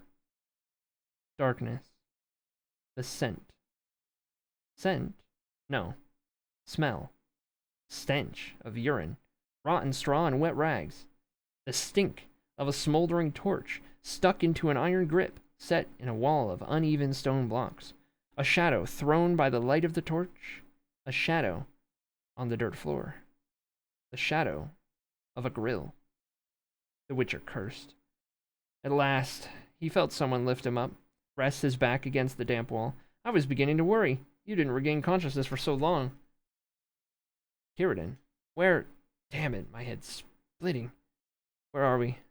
Where do you think? Geralt wiped his face and looked around. 3 rogues were sitting by the opposite wall. He couldn't see them clearly. They were sitting as far from the torchlight as possible, in near complete darkness. Something which looked like a heap of rags crouched under the grill, which separated them from the lit corridor. It was, in fact, a thin old man with a nose like a stork's beak. The length of his matted, stringy hair and the state of his clothes showed that he hadn't arrived yesterday. They've thrown us in the dungeon, he said gloomily. I'm glad you've regained your ability to draw logical conclusions, said the elf. Bloody hell. And Dandelion? How long have you been here? How much time has gone by since? I don't know. I was unconscious, just like you, when I was thrown in here. Círdan raked up the straw to sit more comfortably. Is it important? And how... Damn it. Yennefer. And Dandelion. Dandelion's there with her. And she's planning... Hey, you! How long have we been in here? The other prisoners whispered among themselves. None replied. Have you gone deaf? Geralt spat, still unable to get rid of the metallic taste in his mouth. I'm asking you, what time of day is it? Or night? Surely you know what time they feed you. They muttered again, cleared their throats. Sirs, said one of them at last, leave us in peace and don't talk to us. We be decent thieves, not some politicals. We didn't try and attack the authorities. We was only stealing. That be it, said another. You've your corner, we've ours, and let each other look after his own. Círdan snorted. The Witcher spat. That's the way it goes, mumbled the hairy old man with a long nose. Everyone in the clink guards his own corner and holds with his own. And you, old man? Asked the elf sneeringly. Are you with them, or with us? Which camp do you count yourself in? None, he answered proudly. Because I'm innocent. Geralt spat again. Círdan, he asked, rubbing his temple. This attempt on the authorities. Is it true? Absolutely. You don't remember? I walked out into the street. People were looking at me. Then there was a shop. A pawnbroker's. The elf lowered his voice. You went into the pawnbroker's. As soon as you walked in, you punched the owner in the teeth. Hard. Very hard.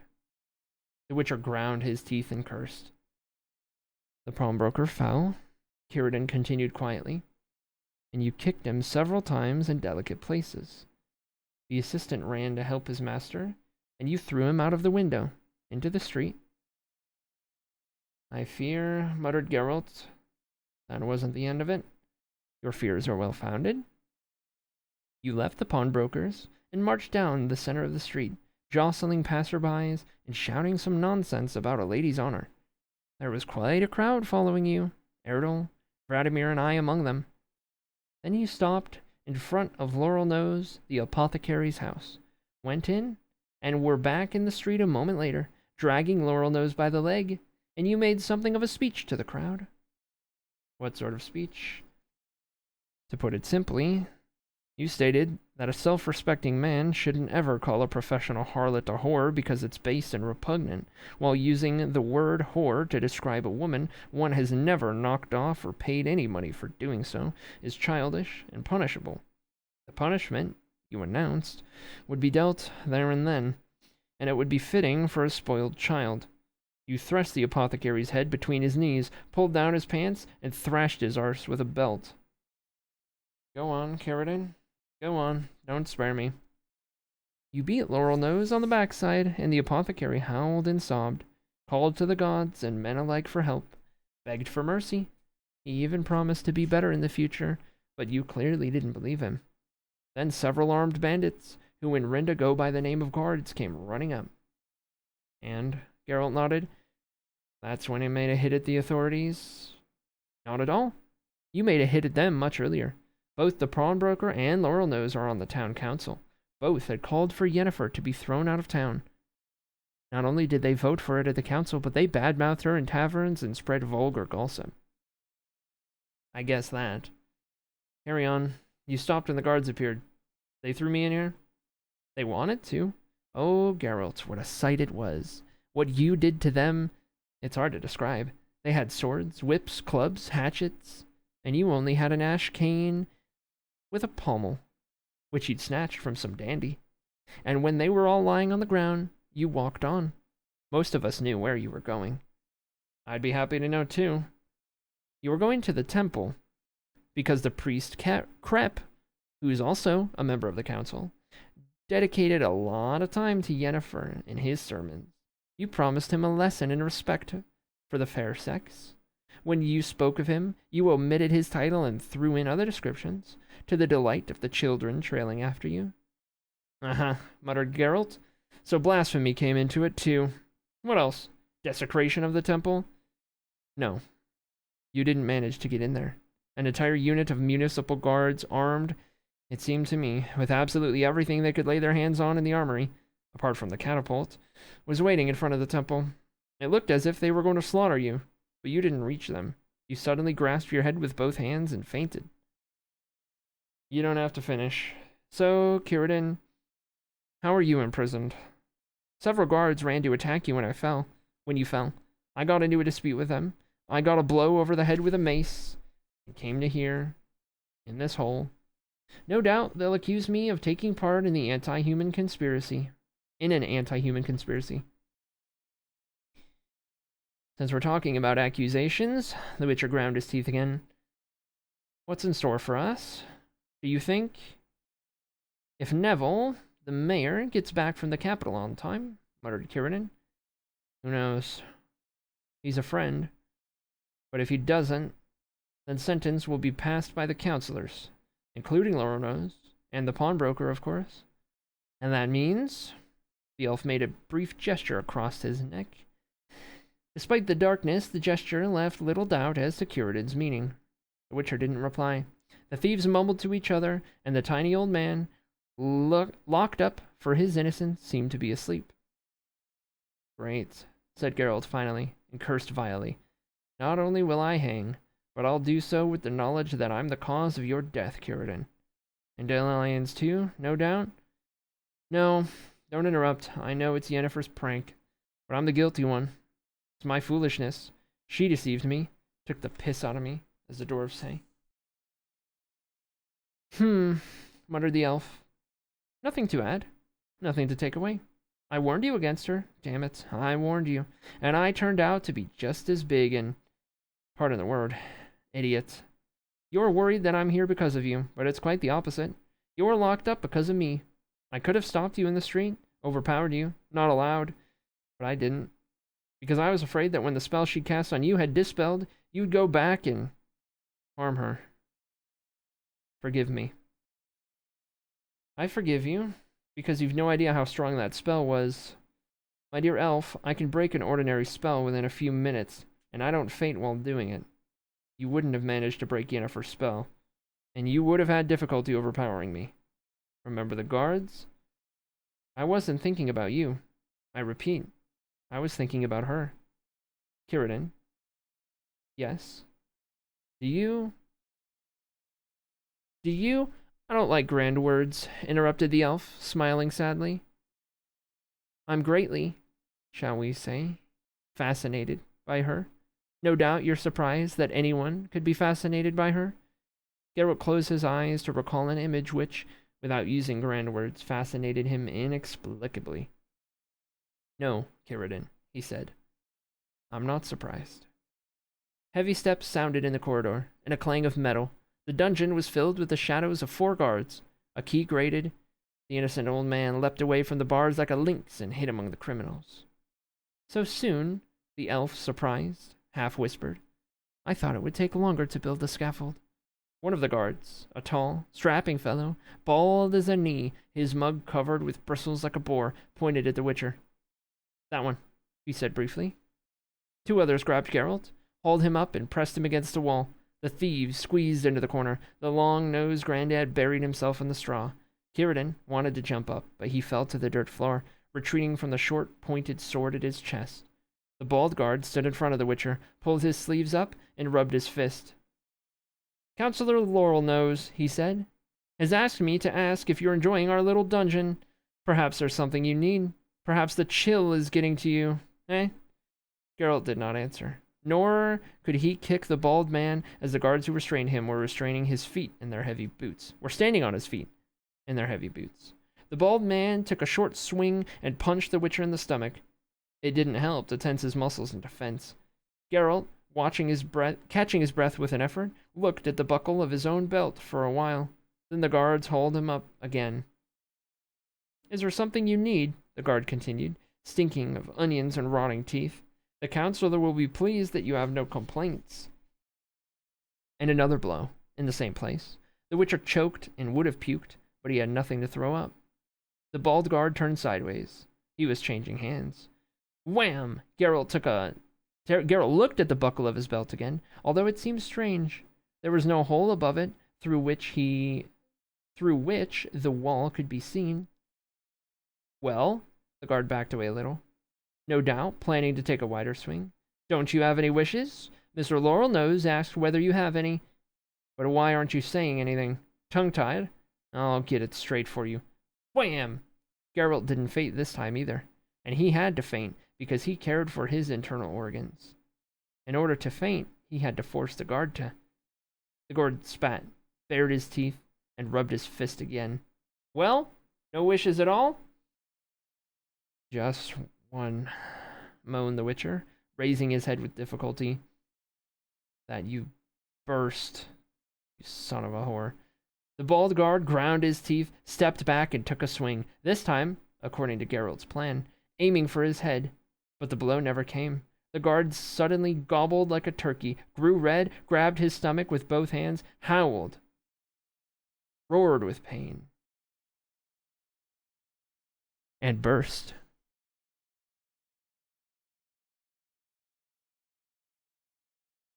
Part 7.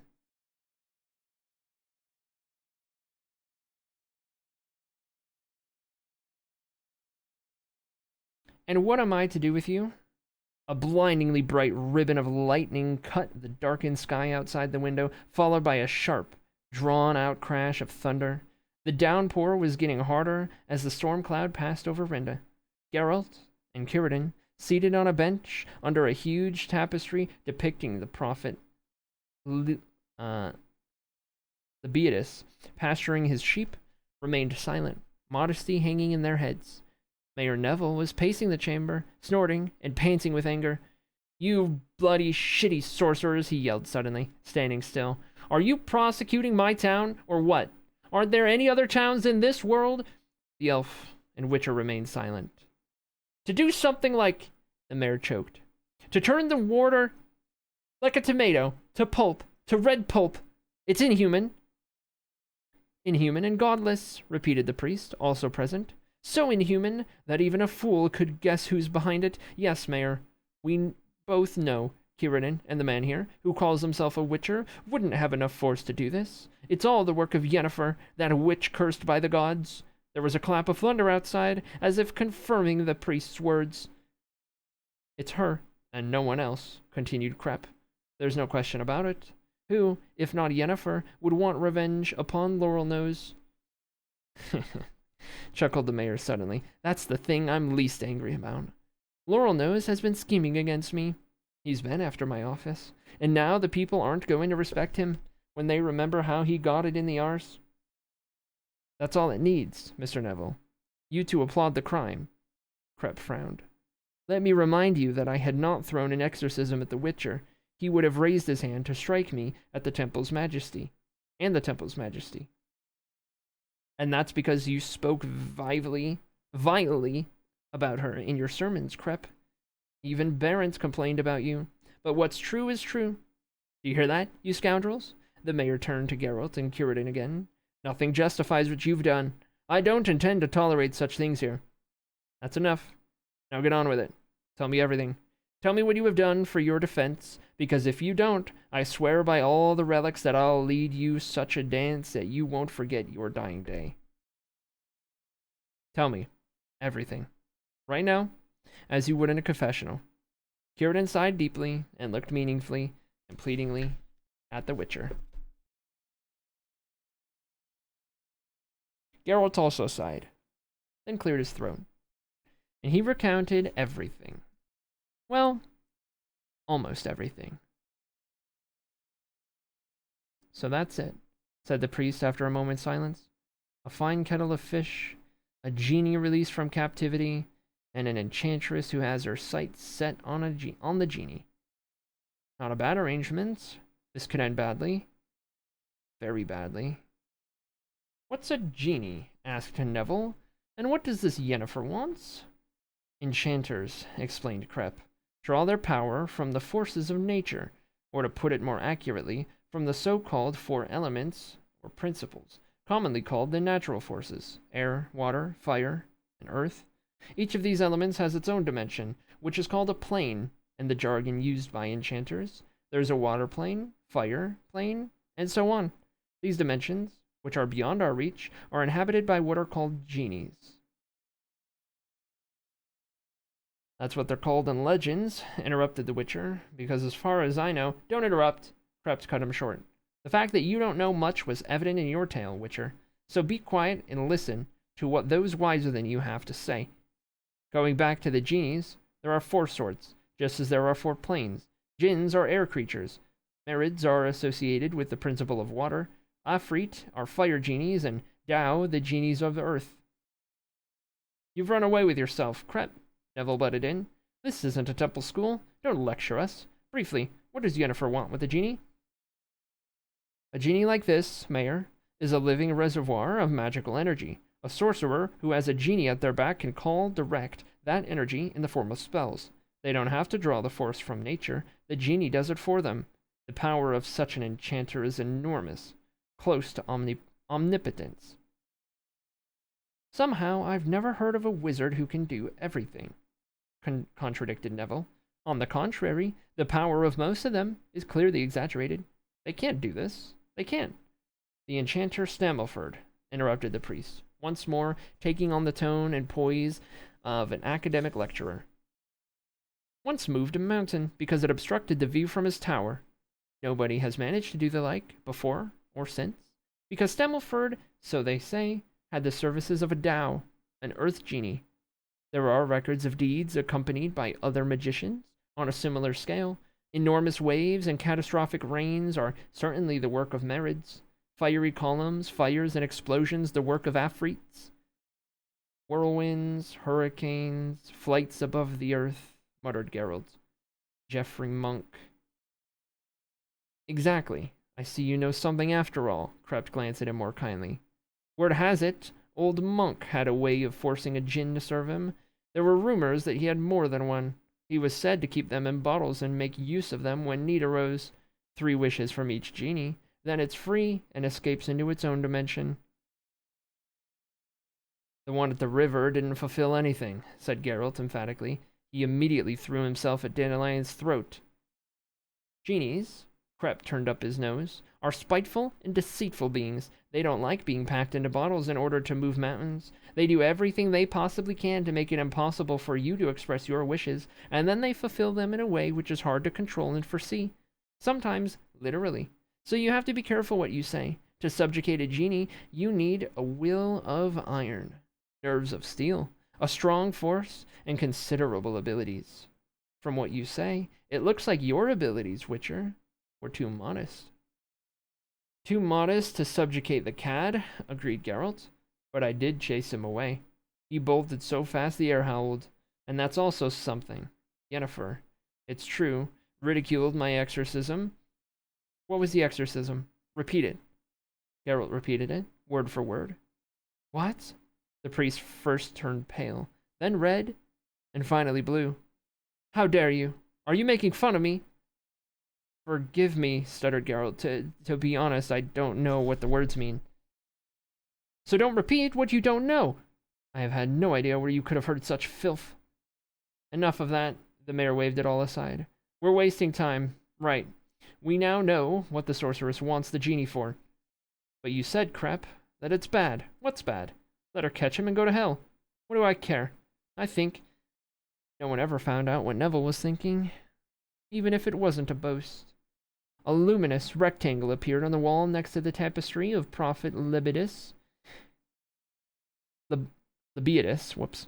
Something flashed, and Dandelion landed in the middle of the town hall.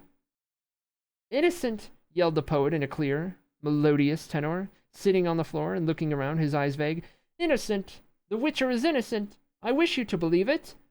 Dandelion! Geralt shouted, holding Krept back, who was clearly getting ready to perform an exorcism or a curse. Where have you... Here, Dandelion. Geralt. Geralt! The bard jumped up. Dandelion. Who's this? Neville growled. Damn it! If you don't put an end to your spells, there's no guarantee what I'll do. I've said that spells are forbidden in Rinda. First, you have to put in a written application, then pay a tax and stamp duty. Eh? Isn't it that singer? The witch's hostage? Dandelion, repeated Geralt, holding the poet by the shoulders. How did you get here? I don't know, admitted the bard with a foolish, worried expression. To be honest, I'm rather unaware of what happened to me. Don't remember, and may the plague take me if I know what of that is real and what's a nightmare. But I do remember quite a pretty black-haired female with fiery eyes. What are you telling me about black-haired women for? Neville interrupted angrily. Get to the point, squire. To the point. You yelled that the Witcher is innocent. How am I to understand that? That Laurel Nose thrashed his own arse with his hands? Because if the Witcher's innocent, it couldn't have been otherwise. Unless it was a mass hallucination. I don't know anything about any arses or hallucinations, said Dandelion proudly, or anything about Laurel Noses. I repeat that the last thing I remember was an elegant woman dressed in tastefully coordinated black and white. She threw me into a shiny hole, a magic portal for sure, but first she gave me a clear and precise errand. As soon as I'd arrived, I was to immediately say, I quote, My wish is for you to believe the Witcher is not guilty for what occurred. That, and no other, is my wish. Word for word. Indeed, I tried to ask what all this was, what it was all about, and why the black-haired woman didn't let me get a word in edgeways. She scolded me, most inelegantly, grasped me by the neck, and threw me into the portal. That's all. And now, Dandelion pulled himself up, brushed his doublet, adjusted his collar, and fancy, if dirty, ruffles. Perhaps, gentlemen, you'd like to tell me the name of the best tavern in town, and where it can be found? There are no bad taverns in my town, said Neville, slowly. But before you see them for yourself, you'll inspect the best dungeon in this town very thoroughly. You and your companions. Let me remind you that you're still not free, you scoundrels. Look at them. One tells incredible stories while the other leaps out of the wall and shouts about innocence. I wish, he yells, you to believe me. He has the audacity to wish. My gods, the priest suddenly grasps his bald crown. Now I understand. The wish. The last wish. What's happened to you, Crep? The mayor frowned. Are you ill? The last wish, repeated the priest. She made the bard express the third wish. And Yennefer set a magical trap and, no doubt, captured the genie before he managed to escape into his own dimension. Mr. Neville, we must, it thundered outside, so strongly that the walls shook. Damn it, muttered the mayor, going up to the window. That was close, as long as it doesn't hit the house. All I need now is a fire. Oh gods, just look at this crap. What is it? All of them, to a man, rushed to the window. Mother of mine, yelled Dandelion, grabbing his throat. It's him! It's that son of a bitch who strangled me! The djinn, shouted Crep. The air genie! Above Eredil's tavern, shouted Kieran. Above his roof! She's caught him! The priest leant out so far he almost fell. Can you see the magical light? The sorceress has caught the genie! Geralt watched in silence. Once, years ago, when a little snot-faced brat following his studies in Kaer Morhen, the Witcher's settlement, he and a friend, Eskel, had captured a huge forest bumblebee and tied it to a jug with a thread. They were in fits of laughter, watching the antics of the tied bumblebee until Vesemir, their tutor, caught them at it and tanned their hides with a leather strap. The djinn, circling above the roof of Eredil's tavern, behaved exactly like that bumblebee. He flew up and fell. He sprang up and dived. He buzzed furiously in a circle, because the djinn, exactly like the bumblebee in Kaer Morhen, was tied down. Twisted threads of blindingly bright light of various colors were tightly wrapped around him and ended at the roof. But the djinn had more options than the bumblebee, which couldn't knock down surrounding roofs, rip thatches to shreds, destroy chimneys, and shatter towers and garrets. The djinn could, and did. It's destroying the town, wailed Neville. The monster's destroying my town! Laughed the priest. She's found her match, it seems. It's an exceptionally strong djinn. I really don't know who's caught whom, the witch him, or he the witch. Ha! It'll end with the djinn grinding her to dust. Very good. Justice will be done. I shit on justice, yelled the mayor, not caring if there were any voters under the window. Look at what's happening there, Crep. Panic. Ruin. You didn't tell me that, you bald idiot. You played the wise guy, gabbled on, but not a word about what's most important. Why didn't you tell me about that demon? Witcher, do something. Do you hear? Innocent sorcerer, do something about that demon. I forgive you all your offenses, but... There's nothing can be done here, Mr. Neville, snorted Crep. You didn't listen to what I was saying, that's all. You never listened to me. This, I repeat, is an exceptionally strong djinn. If it wasn't for that, the sorceress would have hold of him already. Her spell is soon going to weaken, and the djinn is going to crush her and escape. And we'll have some peace. And in the meantime, the town will go to ruins. We've got to wait, repeated the priest, but not idly. Give out the orders, Mayor. Tell the people to evacuate the surrounding houses and get ready to extinguish fires. What's happening there now is nothing compared to the hell that's going to break loose when the genie has finished with the witch. Geralt raised his head, caught Círdan's eye, and looked away. Mr. Krepp, he suddenly decided, I need your help. It's about the portal through which Dandelion appeared here. The portal still links the town hall to... There's not even a trace of the portal anymore, the priest said coldly, pointing to the wall. Can't you see?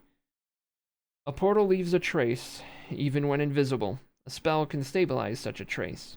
I'll follow it. You must be mad. Even if a passage like that doesn't tear you to pieces, what do you expect to gain by it?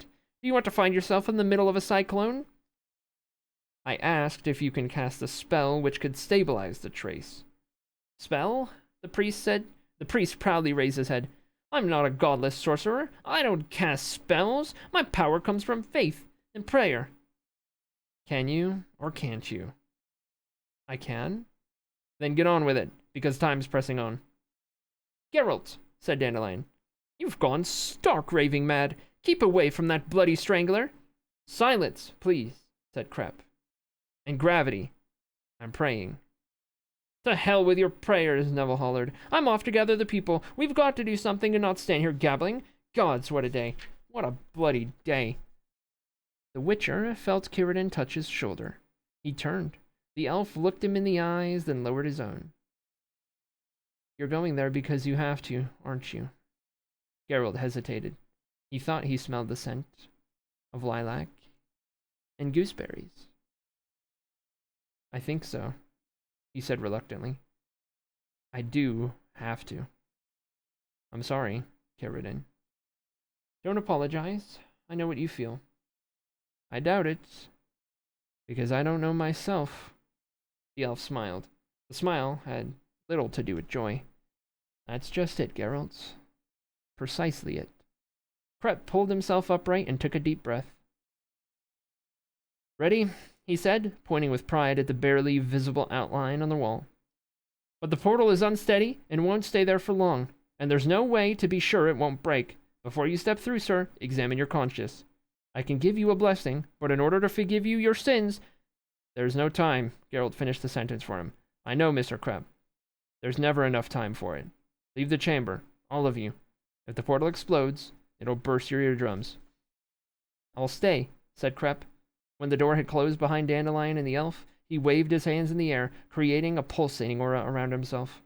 I'll spread some protection, just in case. And if the portal does burst, I'll try and pull you out, Witcher. What are eardrums to me? They'll grow back. Geralt looked at him more kindly. The priest smiled. You're a brave man, he said. You want to save her, don't you? But bravery isn't going to be much use to you. Djinns are vengeful beings. The sorceress is lost. And if you go there, you'll be lost too. Examine your conscience. I have. Geralt stood in front of the faintly glowing portal. Mr. Krepp, sir? Yes? That exorcism which made you so angry. What do the words mean? Indeed, what a moment for quips and jokes. Please, Mr. Krepp, sir. Oh well, said the priest, hiding behind the mayor's heavy oak table. It's your last wish, so I'll tell you. It means... Essentially, get out of here and go fuck yourself. Geralt entered the nothingness, where cold stifled the laughter which was shaking him. Part 8. The portal, roaring and whirling like a hurricane, spat him out with a force that bruised his lungs. The Witcher collapsed on the floor, panting and catching his breath with difficulty. The floor shook. At first he thought he was trembling after his journey through the splitting hell of the portal, but he rapidly realized his mistake. The whole house was vibrating, trembling and creaking. He looked around. He was not in the small room where he had last seen Yennefer and Dandelion, but in a large communal hall of Airedale's renovated tavern. He saw her. She was kneeling between tables, bent over the magical sphere. The sphere was aflame with a strong, milky light, so bright enough to shine red through her fingers. The light from the sphere illuminated a scene, flickering and swaying, but clear. Geralt saw the small room with a star and pentagram traced on the floor, blazing with white heat. He saw many-colored, creaking, fiery lines shooting from the pentagram and disappearing up over the roof towards the furious roar of the captured djinn. Yennefer saw him, jumped up and raised her hand. "No," he shouted. "Don't do this. I want to help you." "Help?" she snorted. "You?" "Me. In spite of what I did to you." "In spite of it." "Interesting, but not important. I don't need your help. Get out of here." "No." "Get out of here!" she yelled, grimacing ominously. "It's getting dangerous. This whole thing's getting out of control. Do you understand? I can't master him. I don't get it. But the scoundrel isn't weakening at all. I caught him once he'd fulfilled the troubadour's third wish, and I should have him in the sphere by now, but he's not getting any weaker. Damn it. Looks like he's getting stronger. But I'm still going to get the better of him. I'll break..." "You won't break him, Yennefer. He'll kill you." "It's not so easy to kill me," she broke off. The whole roof of the tavern suddenly flared up. The vision projected by the sphere dissolved in the brightness. A huge, fiery rectangle appeared in the ceiling. The sorceress cursed as she lifted her hands, and sparks gushed from her fingers. "Run, Geralt!" "What's happening, Yennefer?" "He's located me," she groaned, flushing red with effort. "He wants to get at me. He's creating his own portal to get in. He can't break loose, but he'll get in by the portal. I can't stop him." "Yennefer, don't distract me. I've got to concentrate. Geralt, you've got to get out of here. I'll open my portal, a way for you to escape. Be careful. It'll be a random portal. I haven't got time or strength for any other. I don't know where you'll end up, but you'll be safe. Get ready." A huge portal on the ceiling suddenly flared blindingly, expanded, and grew deformed. Out of the nothingness appeared the shapeless mouth already known to the Witcher, snapping its drooping lips and howling loudly enough to pierce his ears. Yennefer jumped, waving her arms, and shouted an incantation. A net of light shot from her palm and fell on the djinn. It gave a roar and sprouted long paws which shot towards the sorceress's throat like attacking cobras. Yennefer didn't back away. Geralt threw himself towards her, pushed her aside, and sheltered her. The djinn, tangled in the magical light, sprang from the portal like a cork from a bottle and threw himself at them, opening his jaws. The Witcher clenched his teeth and hit him with the sign without any apparent effort. But the genie didn't attack. He hung in the air just below the ceiling, swelled to an impressive size, goggled at Geralt with his pale eyes, and roared. There was something in that roar, something like a command. An order? He didn't understand what it was. "This way!" shouted Yennefer, indicating a portal which she had conjured up by the wall of the stairs. In comparison to the one created by the genie, the sorceress's portal looked feeble, extremely inferior. "This way, Geralt! Run for it!" "Only with you." Yennefer, sweeping the air with her hands, was shouting incantations, and the many-colored fetters showered sparks and creaked. The djinn whirled like a bumblebee, pulling the bonds tight, then loosening them. Slowly but surely, he was drawing closer to the sorceress. Yennefer did not back away. The Witcher leapt to her, deftly tripped her up, grabbed her by the waist, and with one hand, and dug the other into her hair at the nape. Yennefer cursed nastily and thumped him in the neck with her elbow. He didn't let go of her. The penetrating smell of ozone created by the curses didn't kill the smell of lilac and gooseberries. Geralt stilled the sorceress's kicking legs and jumped, raising her straight up to the opalescently flickering nothingness of the lesser portal, the portal which led into the unknown. They flew out in a tight embrace, fell onto a marble floor, and slid across it, knocking over an enormous candlestick and a table from which crystal goblets, platters of fruit, and a huge bowl of crushed ice, seaweed, and oysters showered down with a crash. Screams and squeals came from the room. They were lying in the very center of a ballroom, bright with candelabra. Richly clad gentlemen and ladies, sparkling with jewels, had stopped dancing and were watching them in stunned silence. The musicians in the gallery finished their piece in a cacophony which grated on the ears. "You moron!" Yennefer yelled, trying to scratch out his eyes. "You bloody idiot! You stopped me! I nearly had him!" "You had shit all," he shouted back, furious. "I saved your life, you stupid witch!" She hissed like a furious cat. Her palms showered sparks. Geralt, turning his face away, caught her by both wrists and they rolled among the oysters, seaweed, and crushed ice. "Do you have an invitation?" A portly man with a golden chain of Chamberlain on his chest was looking at them, with a haughty expression. "Screw yourself!" screamed Yennefer, still trying to scratch Geralt's eyes out. "It's a scandal," the Chamberlain said emphatically. "Verily, you're exaggerating with this teleportation. I'm going to complain to the Council of Wizards. I'll demand—" No one ever knew, no one ever heard what the Chamberlain would demand. Yennefer wrenched herself free, slapped the Witcher in the ear with her open palm, kicked him forcefully in the shin, and jumped onto the fading portal in the wall. Geralt threw himself after her, catching her hair and belt with a practiced move. Yennefer, also having gained practice, landed him a blow with her elbow. The sudden move split her dress at the armpit, revealing a shapely breast. An oyster flew from across her torn dress. They both fell into the nothingness of the portal. Geralt could still hear the Chamberlain's voice. "Music! Play on! Nothing has happened. Please take no notice of that pitiful incident." The Witcher was convinced that with every successive journey through the portal, the risk of misfortune was multiplying, and he wasn't mistaken. They hit the target, Errol's tavern, but they materialized just under the ceiling. They fell, shattering the stair balustrade, and, with a deafening crash, landed on the table. The table had the right not to withstand the blow, and it didn't. Yennefer found herself under the table. He was sure she had lost consciousness. He was mistaken. She punched him in the eye and fired a volley of insults straight at him, which would do credit to a dwarven undertaker. And they were renowned for their foul language. The curses were accompanied by furious, chaotic blows dealt blindly, randomly. Geralt grabbed her by the hands and, to avoid being hit by her forehead, thrust his face into the sorceress's cleavage, which smelled of lilac, gooseberries, and oysters. "Let me go!" she screamed, kicking like a pony. "You idiot, let go! The fetters are going to break any moment now. I've got to strengthen them, or the djinn will escape." He didn't answer, though he wanted to. He grasped her even more tightly, trying to pin her down to the floor. Yennefer swore horribly, struggled, and with all her strength, kicked him in the crotch with her knee. Before he could catch his breath, she broke free and screamed an incantation. He felt a terrible force drag him from the ground and hurl him across the hall until, with a violence that near stunned him, he slammed against a carved two-doored chest of drawers and shattered it completely. Part 9.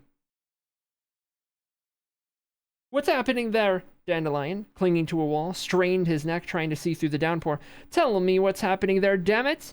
"They're fighting," yelled an urchin, springing away from the tavern window as if he'd burnt himself. His tattered friends also escaped, slapping the mud with their heels. "The sorcerer and the witch are fighting." "Fighting?" Neville was surprised. "They're fighting, and that shitty demon is ruining my town. Look, he's knocked another chimney down and managed the brick kiln. Hey, you get over there, quick! Gods, we're lucky it's raining or there'd be a fire like nobody's business." This won't last much longer," Krept said gloomily. "The magical light is weakening. The bonds will break at any moment. Mr. Neville, order the people to move back. All hell's going to break loose over there any minute. There'll only be splinters left of that house. Mr. Eridel, what are you laughing at? It's your house. What makes you so amused?" "I had that wreck insured for a massive sum." "Does the policy cover magical and supernatural events?" "Of course." "That's wise, Mr. Elf. Very wise. Congratulations. Hey, you people, get to some shelter. Don't get any closer if you value your lives." A deafening crash came from within Ariel's house, and lightning flashed. The small crowd retreated, hiding behind the pillars. "Why did Geralt go there?" groaned Dandelion. "What the hell for? Why did he insist on saving that witch? Why, damn it?" "Círdan, do you understand?" The elf smiled sadly. "Yes, I do, Dandelion," he said. "I do." Part 10. Geralt leapt away from another blazing orange shaft which shot from the sorcerer's fingers. She was clearly tired. The shafts were weak and slow, and he avoided them with no great difficulty. "Yennefer!" he shouted. "Calm down! Will you listen? You won't be able—" He didn't finish. Thin red bolts of lightning spurted from the sorceress's hands, reaching him in many places and wrapping him up thoroughly. His clothes hissed and started to smolder. I won't be able to, she said through her teeth, standing over him. You'll soon see what I'm capable of. It will suffice for you to lie there for a while and not get in my way. Get this off me, he roared, struggling in the blazing spider's web. I'm burning, damn it! Lie there and don't move, she advised, panting heavily. It only burns when you move. I can't spare you any more time, Witcher. We had a romp, but enough's enough. I've got to take care of the djinn. He's ready to run away. Run away? Geralt screamed. It's you who should run away. That djinn. Yennefer, listen to me carefully. I've got to tell you the truth. Part 11. The djinn gave a tug at the fetters, traced a circle, tightened the lines holding it, and swept the little tower off Beau Baron's house. What a roar he's got! Dandelion frowned, instinctively clasping his throat. What a terrible roar! It looks as if he's bloody furious. That's because he is, said Crep. Curidan glanced at him. What? He's furious, repeated Crep, and I'm not surprised.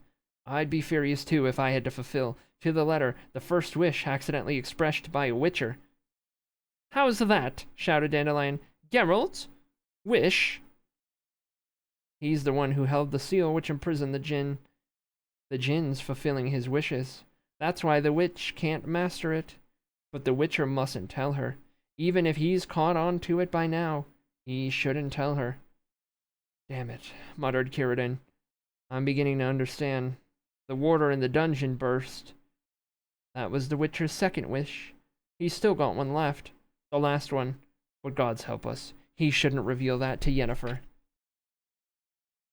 Part 12.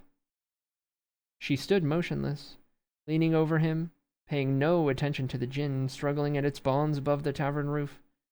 The building shook. Lime and splinters poured from the ceiling. Furniture crept along the floor, shuddering spasmodically. So that's how it is, she hissed. Congratulations, you deceived me. Not Dandelion, but you. That's why the djinn's fighting so hard, but I haven't lost yet, Geralt. You underestimate me, and you underestimate my power. I've still got the djinn, and you in my hand. You've still got one last wish, haven't you? So make it. You'll free the djinn, and then I'll bottle it. You haven't got enough strength left, Yennefer. You underestimate my strength. The wish, Geralt. No, Yennefer, I can't. The djinn might fulfill it, but it won't spare you. It'll kill you when it's free. It'll take its revenge on you. You won't manage to catch it, and you won't manage to defend yourself against it. You're weakened. You can barely stand. You'll die, Yennefer. That's my risk, she shouted, enraged. What's it to you? What happens to me? Think rather what the djinn can give you. You've still got one wish. You can ask what you like. Make use of it. Use it, Witcher. You can have anything. Anything. Part 13. Are they both going to die? Wailed Dandelion. How come? Crep, why? After all, the Witcher, why? By all perfidious and unexpected plagues, isn't he escaping? Why? What's keeping him? Why doesn't he leave that bloody witch to her fate and run away? It's senseless. Absolutely senseless, repeated Curidan bitterly. Absolutely. It's suicide and plain idiocy. It's his job, after all, interrupted Neville. The Witcher's saving my town. May the gods be my witness. If he defeats the witch and chases the demon away, I'll reward him handsomely. Dandelion snatched the hat decorated with a heron's feather from his head, spat into it, threw it into the mud, and trampled it, spitting out words in various languages as he did. But he groaned suddenly. Still got one wish left in reserve. He could save both her and himself. Mr. Crep. It's not that simple, the priest pondered. But if he expressed the right wish, if he somehow tied his fate to the fate... No, I don't think that would occur to him. And it's probably better that it doesn't. Part 14. The wish, Geralt! Hurry up! What do you desire? Immortality? Riches? Fame? Power? Might?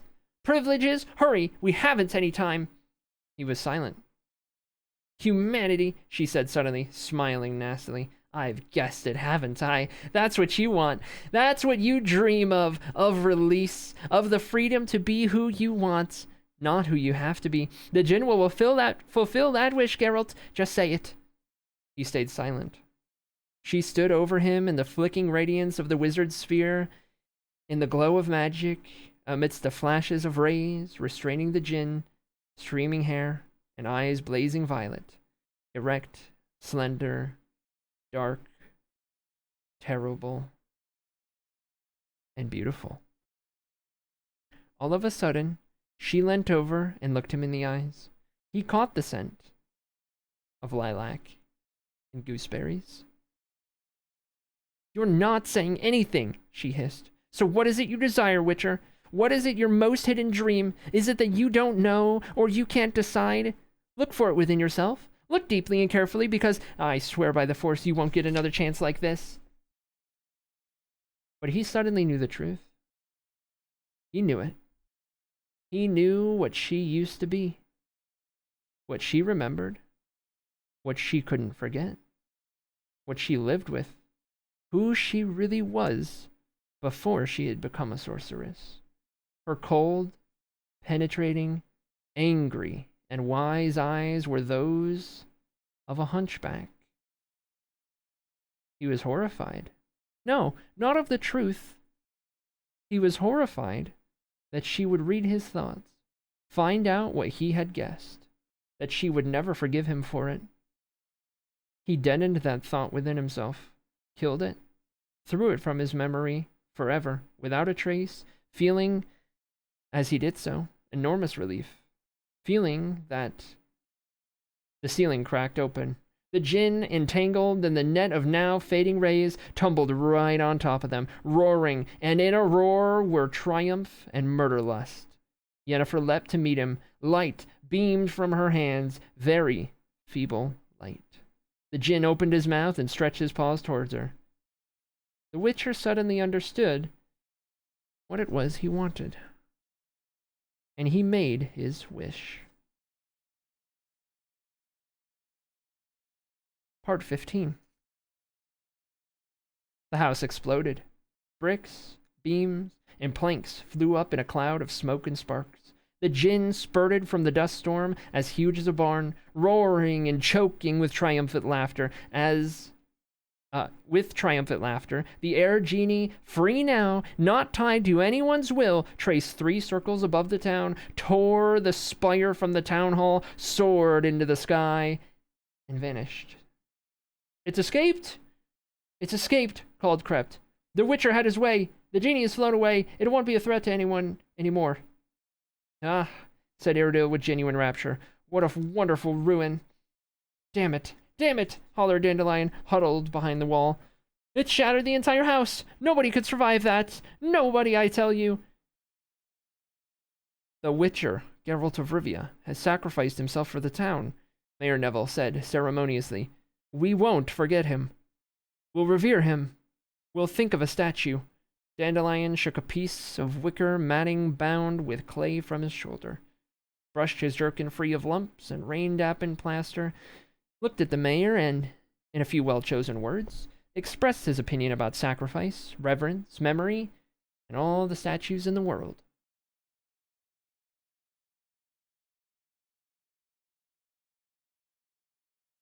Part 16. Geralt looked around. Water was slowly dripping from the hole in the ceiling. There were heaps of rubble and stacks of timber all around. By a strange coincidence, the place where they lay was completely clear. Not one plank or one brick had fallen on them. It was as if they were being protected by an invisible shield. Yennefer, slightly flushed, knelt by him, resting her hands on her knees. Oh, give me a minute, chat. I'm getting a call. Okay, where was I?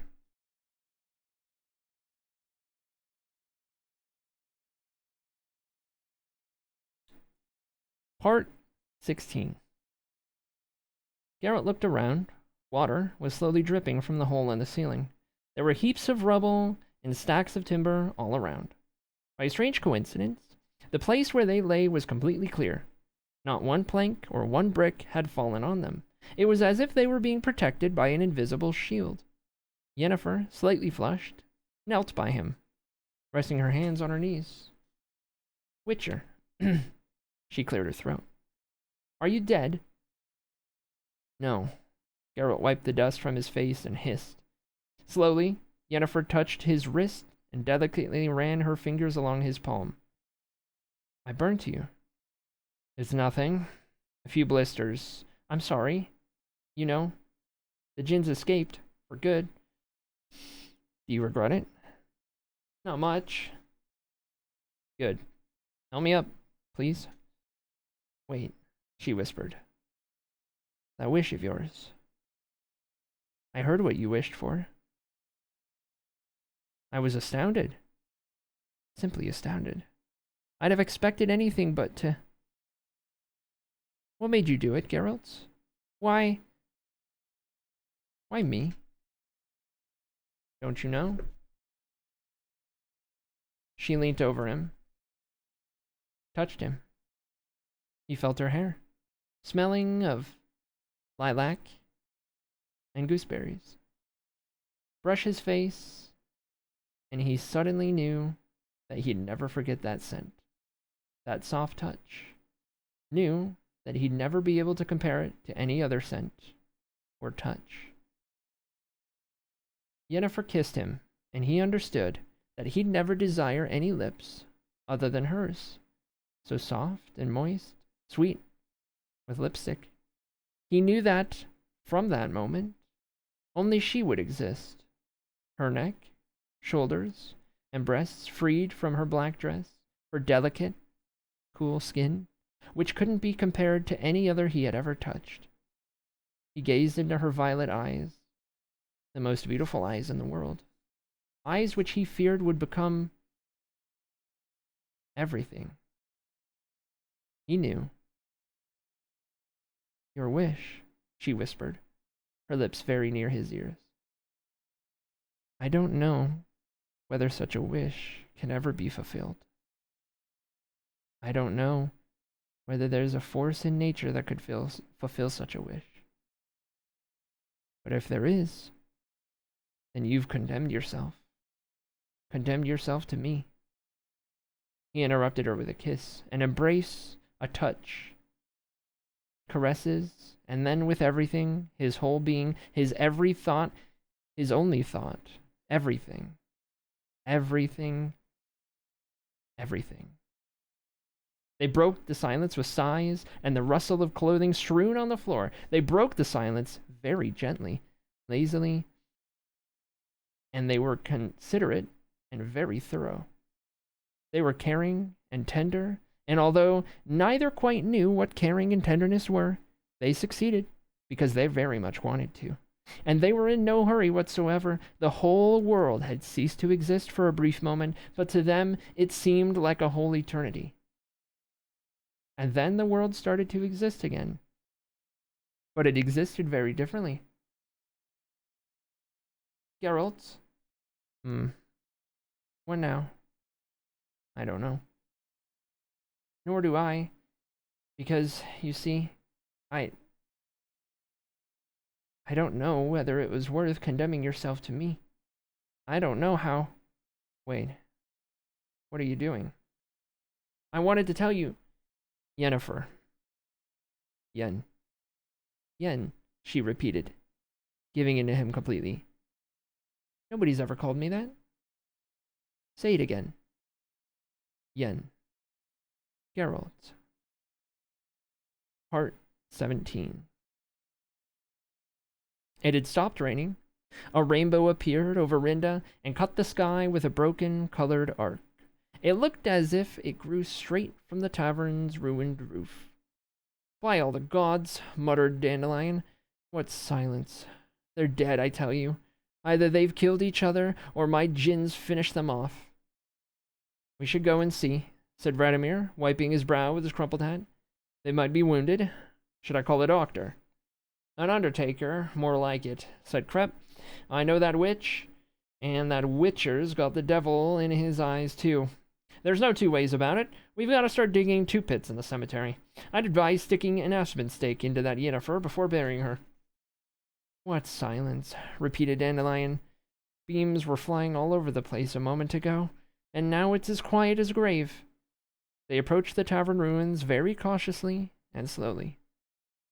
Let the carpenter get the coffins ready, said Crep. Tell the carpenter. Quiet, interrupted Erdo. I heard something. Was it Caridian? The elf brushed the hair off his pointed ear and tilted his head. I'm not sure. Let's get closer. Yennefer's alive, said Dandelion suddenly, straining his musical ear. I heard her moan. There! She moaned again! Uh-huh, confirmed Erdo. I heard it too. She moaned? She must really be suffering. Caridian, where are you going? Careful. The elf backed away from the shattered window through which he had carefully peeped.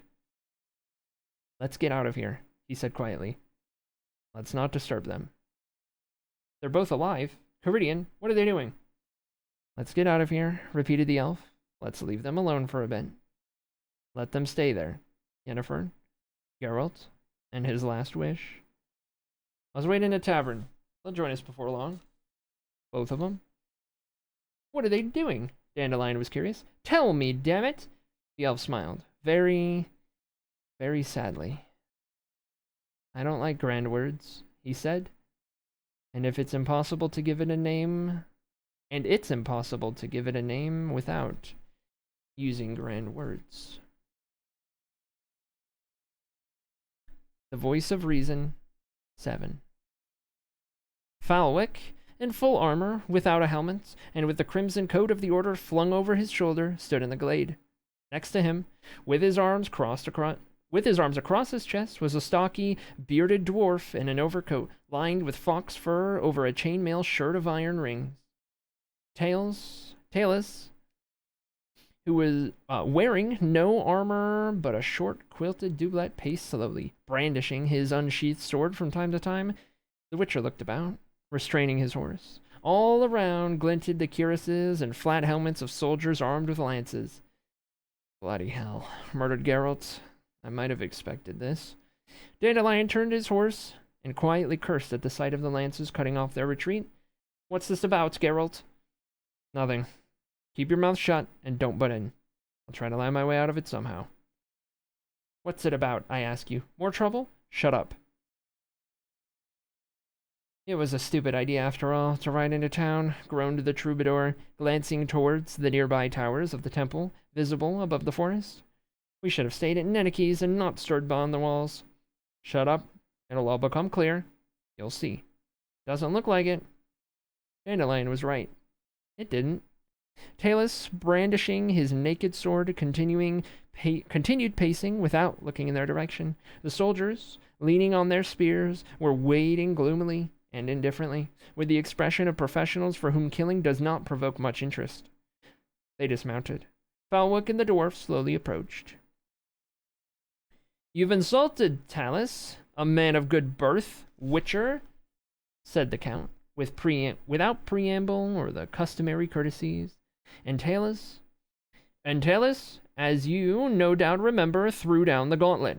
It was not fit to press you within the grounds of the temple, so we waited until you emerged from behind the priestess's skirt. Talus is waiting. You must fight. Must? Must. But do you not think, Falwick, Geralt smiled disapprovingly, that Talus, a man of good birth, does me too much honor? I never attained the honor of being knighted, and it's best not to mention the circumstances of my birth. I fear I'm not sufficiently worthy of... How does one say it, Dandelion? Unfit to give satisfaction and joust in the lists, recited the poet, pouting. The code of chivalry proclaims... The chapter of the Order is governed by its own code, interrupted Falwick. If it were you who challenged a knight of the Order, he could either refuse or grant you satisfaction, according to his will. But this is the reverse. It is the knight who challenges you, and by this he raises you to his own level, but of course, only for the time it takes to avenge the insult. You can't refuse. The refusal of accepting the dignity would render you unworthy. How logical, said Dandelion, with an ape-like expression. I see you've studied the philosophers, Sir Knight. Don't butt in. Geralt raised his head and looked into Falwick's eyes. Go on, sir. I'd like to know where this is leading. What would happen if I turned out to be unworthy? What would happen? Falwick gave a malicious smile. I'd order you hang from a branch, you rat catcher. Hold on, the dwarf said hoarsely. Take it easy, sir. And no invective, all right? Don't you teach me manners, Cranmer, hissed the knight. And remember, the prince has given you orders which you're to execute to the letter. It's you who shouldn't be teaching me, Count. The dwarf rested his hand on the double-headed axe thrust into his belt. I know how to carry out orders, and I can do without your advice. Allow me, Geralt, sir. I'm Dennis Cranmer, captain of Prince Hereward's guards. The Witcher bowed stiffly, looking into the dwarf's eyes, light gray and steel-like beneath the bushy, flaxen eyebrows. Stand your ground with Talus, sir, Dennis Cranmer continued calmly. It'll be better that way. It's not a fight to the death, only until one of you is rendered helpless. So fight in the field and let him render you helpless. I beg your pardon? Sir Talus is the prince's favorite, said Falwick, smiling spitefully. If you touch him with your saber during the fight, you mutant, you will be punished. Captain Cranmer will arrest you and take you to face his highness, to be punished. Those are his orders. The dwarf didn't even glance at the knight. His cold steel eyes did not leave Geralt. The Witcher smiled faintly, but quite nastily. If I understand correctly, he said, I am to fight the duel because if I refuse, I'll be hanged. If I fight, I'm allowed to allow my opponent to injure me because I would wound him. Because if I wound him, I'll be put to the rack. What charming alternatives. Maybe I should save you the bother. I'll thump my head against the pine tree and render myself helpless. Will that grant you satisfaction? Don't sneer, hissed Falwick. Don't make your situation any worse. You've insulted the order, you vagabond, and you have to be punished for it. Do you understand? And young Talus needs the fame of defeating a Witcher, so the chapter wants to give it to him. Otherwise, you'd be hanging already. You allow yourself to be defeated, and you save your miserable life. We don't care about your corpse. We want Talus to nick your skin, and if you... Whoops, I lost my spot. And your mutant skin heals quickly. So, go ahead, decide. You've got no choice. That's what you think it is, sir? Geralt smiled, even more nastily, and looked around at the soldiers appraisingly. But I think I do. Yes, that's true, admitted Dennis Cranmer. You do. But then there will be bloodshed. Great bloodshed. Like at Blaviken. Is that what you want? Do you want to burden your conscience with blood and death? Because the alternative you're thinking of, Geralt, is blood and death. Your argument is charming, Captain. Fascinating, even, mocked Dandelion. You're trying to bait a man ambushed in the forest with humanitarianism, calling on his nobler feelings. You're asking him, as I understand, to deign not to spill the blood of brigands who attacked him. He's to take pity on the thugs because the thugs are poor, have got wives, children, and, who knows, maybe even mothers. But don't you think, Captain Cranmer, that your worrying is premature? Because I look at your lancers and see that their knees are shaking at the very thought of fighting Geralt of Rivia, the Witcher who dealt with Astriga alone with his bare hands. There won't be any bloodshed here. Nobody will be harmed here, aside from those who might break their legs running away. I, said the dwarf calmly and pugnaciously, have nothing to reproach my knees with. I've never run away from anyone, and I'm not about to change my ways. I'm not married, don't know anything about any children, and I'd prefer not to bring my mother, a woman with whom I'm not very well acquainted, into this. But I will carry out the orders I've been given, to the letter, as always, without calling on any feelings. I ask Geralt of Rivia to make a decision. I will accept whatever he decides, and will behave accordingly. They looked each other in the eyes, the dwarf and the Witcher. Very well, Geralt said finally. Let's deal with it. It's a pity to waste the day. You agree, then? Falwick raised his head, and his eyes glistened. You'll fight a duel with the highborn Talus of Dorndal? Yes. Good. Prepare yourself. I'm ready. Geralt pulled on his gauntlets. Let's not waste time. There'll be hell if Neneke finds out about this, so let's sort it out quickly. Dandelion, keep calm. It's got nothing to do with you. Am I right, Cranmer, sir? Absolutely, the dwarf stated firmly and looked at Falwick. Absolutely, sir. Whatever happens, it only concerns you. The Witcher took the sword from his back. No, said Falwick, drawing his. You're not going to fight with that razor of yours. Take my sword. Geralt shrugged. He took the Count's blade and swiped it to try it out. Heavy, he said coldly. We could just as easily use spades. Talus has the same. Equal chances. You're very funny, Falwick. The soldiers surrounded the glade, forming a loose circle. Talus and the Witcher stood facing each other. Talus, what do you say to an apology? The young knight screwed up his lips, folded his left arm behind his back, and froze in a fencing position. No, Geralt smiled. You don't want to listen to the voice of reason? Pity.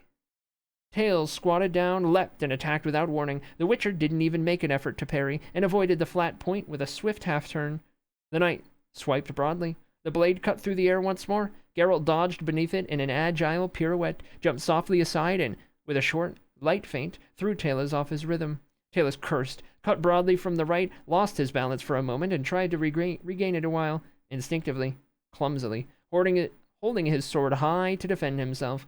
The Witcher struck with the speed of force of a lightning bolt, extending his arm to the full length and slashing straight ahead. The heavy sword thundered against Talus' blade, deflecting it so hard it hit the knight in the face. Talus howled, fell to his knees, and touched the grass with his forehead. Falwick ran up to him. Geralt dug his sword into the ground and turned around. Hey, guards! Yelled Falwick, getting up. Take him! Stand still. To your places, growled Dennis Cranmer, touching his axe. The soldiers froze. No, Count, the dwarf said slowly. I always execute orders to the letter. The Witcher did not touch Talus. The kid hit himself with his own iron. His hard luck. His face is destroyed. He's disfigured for life. Skin heals. Dennis Cranmer fixed his steel eyes on the Witcher and bared his teeth. And the scar? For a knight? A scar is a commendable reminder, a reason for fame and glory, which the chapter so desired for him. A knight without a scar is a prick, not a knight. Ask him, Count, and you'll see that he's pleased. Talus was writhing on the ground, spitting blood, whimpering and wailing. He didn't look pleased in the least. Cranmer! Rolled Falwick, tearing his sword from the ground. You'll be sorry for this, I swear. The dwarf turned around, slowly pulled the axe from his belt, coughed, and spat into his palm. Oh, Count, sir, he rasped. Don't perjure yourself. I can't stand perjurers, and Prince Hereward has given me the right to punish them. I'll turn a deaf ear to your stupid words, but don't repeat them, if you please. Witcher! Falwick, puffing with rage, turned to Geralt. Get yourself out of Elender, immediately, without a moment's delay. I rarely agree with him, muttered Dennis, approaching the Witcher and returning his sword. But in this case, he's right. I'd ride out pretty quick. We'll do as you advise. Geralt slung the belt across his back. But before that, I have words for the Count. Falwick. The Knight of the White Rose blinked nervously and wiped his palms on his coat.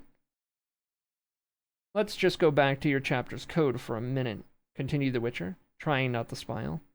One thing really interests me.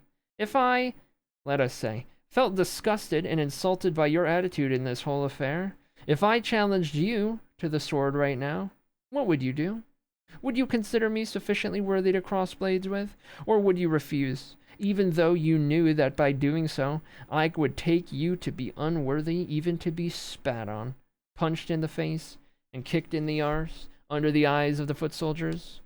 Count Falwick, be so gracious as to satisfy my curiosity. Falwick grew pale, took a step back, looked around. The soldiers avoided his eyes. Dennis Cranmer grimaced, stuck his tongue out, and sent a jet of saliva a fair distance.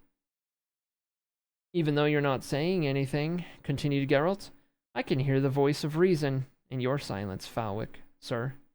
You've satisfied my curiosity. Now I'll satisfy yours. If the Order bothers Mother Netteke or the priestesses in any way, or unduly intrudes upon Captain Cranmer, then you may know, Count, that I'll find you and, not caring about any code, will bleed you like a pig. The knight grew even paler. Don't forget my promise, Count. Come on, Dandelion. It's time for us to leave. Take care, Dennis. Good luck, Geralt. The dwarf gave him a broad smile. Take care. Very pleased to have met you, and hope we'll meet again. The feelings mutual, Dennis. They rode away with ostensible slowness, not looking back. They began to canter only once they were hidden by the forest. Geralt, the poet said suddenly, surely we won't head straight south. We'll have to make a detour to avoid Elendar and Herewald's lands, won't we? Or do you intend to continue with this show? No, Dandelion, I don't. We'll go through the forest and then join the trader's trail. Remember, not a word in Nenneke's presence about this quarrel. Not a word. We're riding out without any delay, I hope. Immediately. Part 2. Geralt leant over, checking the repaired hoop of his stirrup, and fitted the stirrup leather, still stiff, smelling of new skins and hard to buckle. He adjusted the saddle girth, the travel bags, the horse blanket rolled up behind the saddle, and the silver sword strapped to it. Nenneke was motionless next to him, her arms folded. Dandelion approached, leading his bay gelding. Leading his bay gelding. I don't even know. Anyway. Thank you for the hospitality, venerable one, he said seriously. And don't be angry with me anymore. I know that, deep down, you like me. Indeed, agreed Nenneke, without smiling. I do, you dolt. Although, I don't know why myself. Take care. So long, Nenneke. So long, Geralt. Look after yourself. The Witcher's smile was surly. I prefer to look after others. Turns out better in the long run. From the temple, from between columns entwined with ivy, Iola emerged in the company of 2 younger pupils. She was carrying the Witcher's small chest. She avoided his eyes awkwardly, and her troubled smile, combined with the blush on her freckled, chubby face, made a charming picture. The pupils accompanying her didn't hide their meaningful glances and barely stopped themselves from giggling. For great Melitele's sake, sighed Nenneke, an entire parting procession. Take the chest, Geralt. I've replenished your elixirs. You've got everything that was in short supply, and that medicine, you know the one. Take it regularly for 2 weeks. Don't forget, it's important. I won't. Thanks, Iola. The girl lowered her head and handed him the chest. She so wanted to say something. She had no idea what ought to be said, what words ought to be used. She didn't know what she'd say, even if she could. She didn't know. And yet, she so much wanted to. Their hands touched. Blood. Blood. Blood. Bones like broken white sticks. Tendons like whitish cords exploding from beneath crackling skin, cut by enormous paws bristling with thorns and sharp teeth. The hideous sound of torn flesh and shouting. Shameless and horrifying in its shamelessness. The shamelessness of the end. Of death. Blood. And shouting. Shouting. Blood. Shouting. Iola! Nenneke, with extraordinary speed considering her girth, rushed to the girl lying on the ground, shaken by convulsions, and held her down by the shoulders and hair. One of the pupils stood as if paralyzed. The other, more clear-headed, knelt on Iola's legs. Iola arched her back, opened her mouth in a soundless, mute cry. Iola! Nenneke shouted. Iola, speak! Speak, child, speak! The girl stiffened even more, clenched her jaws, and a thin trickle of blood ran down her cheek. Nenneke, growing red with the effort, shouted something which the Witcher didn't understand, but his medallion tugged at his neck so hard that he was forced to bend under the pressure of its invisible weight. Iola stilled. Dandelion, pale as a sheet, sighed deeply. Nenneke raised herself to her knees and stood with an effort. Take her away, she said to the pupils. There were more of them now. They'd gathered, grave and silent. Take her, repeated the priestess, carefully, and don't leave her alone. I'll be there in a minute. She turned to Geralt. The Witcher was standing motionless, fiddling with the reins in his sweaty hands. Geralt? Iola, don't say anything, Neneki. I saw it, too. For a moment. Geralt, don't go. I've got to. Did you see? Did you see that? Yes. And not for the first time. And? There's no point in looking over your shoulder. Don't go, please. I've got to. See to Iola. So long, Neneki. The priestess slowly shook her head, sniffed, and, in an abrupt move, wiped a tear away with her wrist. Farewell, she whispered, not looking him in the eye. And that is The Witcher, The Last Wish.